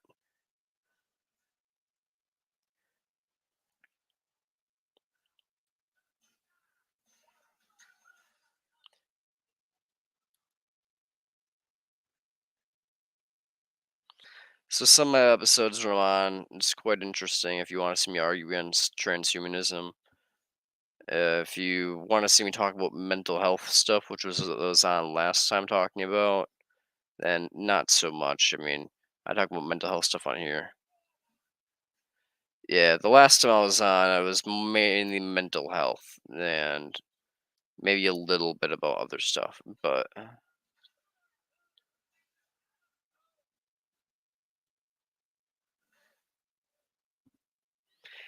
ooh, I gotta watch and see you argue that. Fair enough. Yeah, we always have little gripes about transhumanism. I basically think that there's too much existential risk involved, and it's just essentially there's no inherent value besides ending pain, so and preventing pain. So it's just kind of like, what's the whole point of trying to get into a transhumanist utopia when you could just end the world? Given especially the fact that, like, as Buddhists say, nirvana is, will you crush more bugs in the future? Of course I will, homie. Saw for a moment they were very focused on your psychopathic potential diagnosis. Yeah, for a while they were talking about that. And a couple people were saying, like, don't get a diagnosis for psychopathy, they'll probably institutionalize you. And other people were saying to, get it. So I still don't know what to do. I'm gonna look it up again. When's my appointment?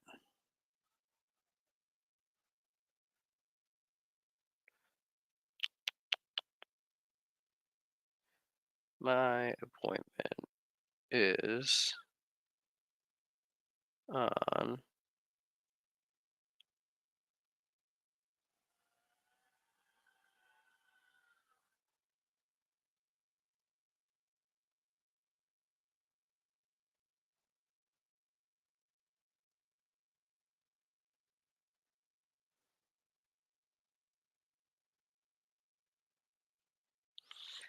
my appointment is on August 2nd. Wait, and August 18th. Psychic Psy Therapy Initial BC.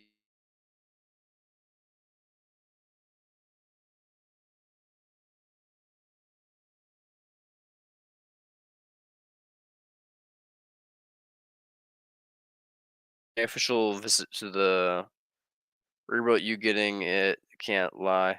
No, I feel like there's an extremely high chance, if I'm being honest with them, that given the fact that I'm a primordialist, plus that I have yeah, we froze for a minute there.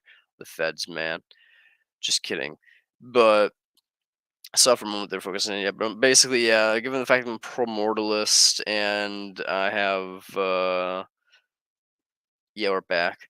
But yeah, given the fact that I'm a primordialist and I have homicidal ideation, and all that stuff.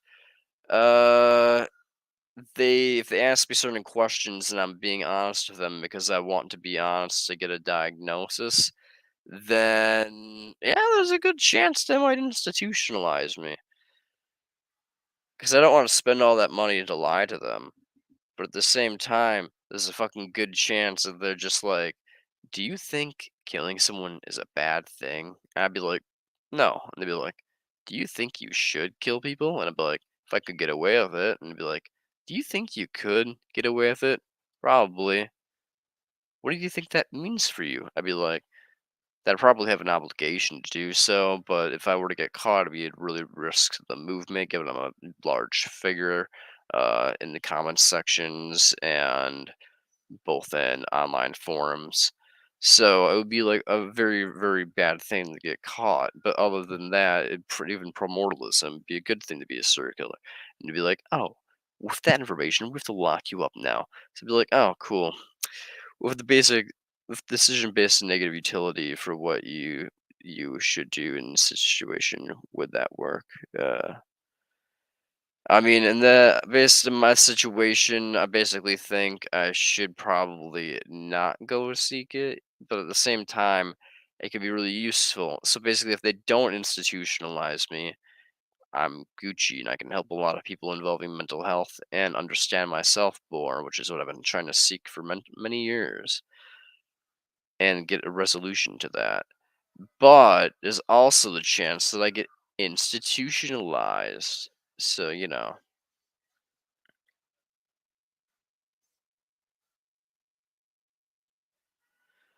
So I really have no clue. I don't know because it's like there's like I could reduce a lot of suffering people if I like did like mental health stuff more in the future, and especially if I had like an understanding more of myself and like why I do the things I do and act the way that I act from a more clinical perspective. But but institutionalization for who knows how long. Maybe a week or two, just to see if I'm mentally stable. Maybe forever. Which then I could just convince a bunch of people to like about primordialism in the asylum. I could just make a bunch of people like jump off the roof. And that would do some good in the world. Better than killing myself, at least from a primordialist perspective. Yep. If they heard me talking like this, they would definitely be like, and this is why we need to be institutionalized. It's complicated. Maybe just follow your heart. Maybe just follow your heart. Fair enough. Yeah, man. I mean, I can't deny I do have homicidal thoughts every once in a while. So it's just kind of like where it's just like you do have those little utilitarian calculation stuff in your brain when I'm like, you know, and it's just like, what if I were to become a circular though? And it's just like, nah, that's too much of an existential risk for the movement. Nah, though. Then it's just like, yeah. So you just like, maybe I should just like talk to a psychiatrist and get their opinion, and then whatever works works. I don't give a fuck. When it comes down to, I'm a psychopath, and I'm pretty indifferent about most things. Like a Disney princess, just follow your heart. That sounds beautiful, homie. I think I might just do that. I think I'm gonna go to the psychological evaluation because why not? I mean, I've always wanted to figure out what I am. And if it comes down to it, if society denies me, then I guess they can suffer the regretful decisions of inflicting pain upon their own youth as I rot away in a cell and convince a bunch of people to kill themselves, like Hannibal Lecter. Mwahaha. Either way I win, so, because I can probably easily find a way to kill myself if I really wanted to.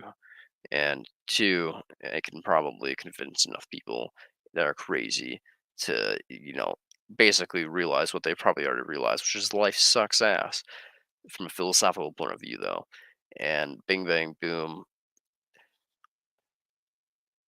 I don't fucking know. Like if you convince one person to off themselves, I mean, like that's like Jesus. You better stream when you're locked up. Yo, honestly, if I can give a phone when I'm locked up, actually, I think sometimes they can. I will 100% stream when I'm locked up. They gotta have like a fucking library in there where you can like go in like a public library and like I would 100% stream. They're gonna have me on so many drugs though. If that happens, I'm gonna be like fucking loopy as shit. You're gonna see me like bugged out. Sweet. Yeah, man. The content will never stop, guys. So long I'll be like I'll make negotiations with them that if I am allowed to live stream to the public, that will not convince the patients of the asylum to kill themselves.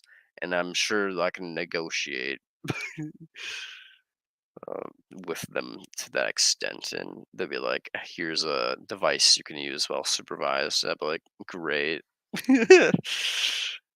Just does toxic rants while staff watches in horror.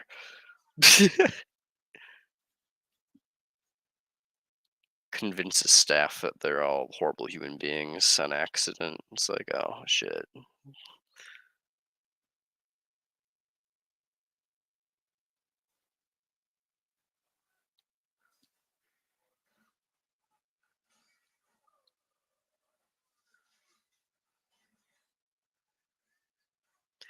Aren't you supposed to be brushing your teeth? Oh my god, you're right. I am getting distracted. Thank you. No, I just have work tomorrow, Colin. Even though it's my last day, I still work tomorrow.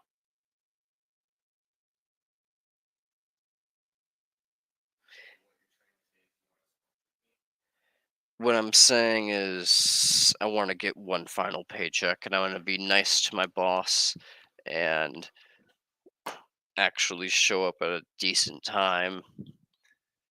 because I'm gonna be leaving early to probably, unless we finish. But I'm gonna be leaving early to go and do my final day of this week's orientation. So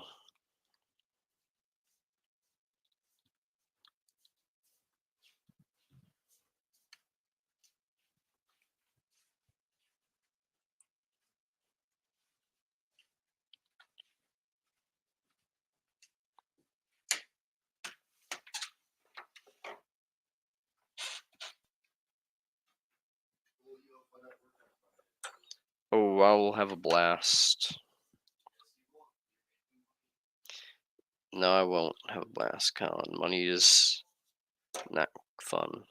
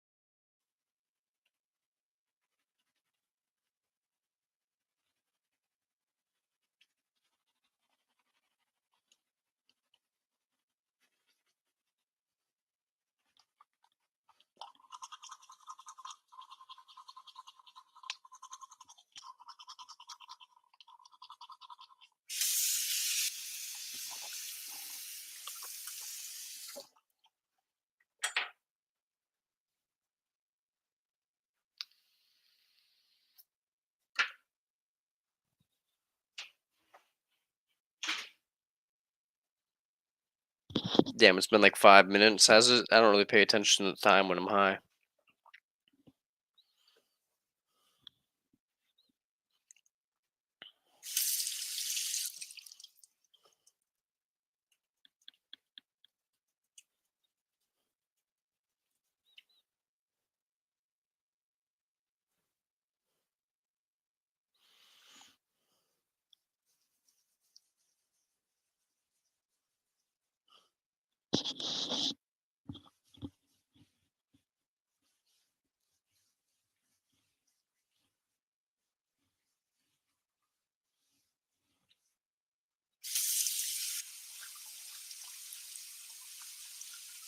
Nah, bro, you just need to brush for like 3 minutes, bro. If you brush for like 2 or 3 minutes, it'll be fine. I just kind of am high, so I don't really pay attention to what I'm doing.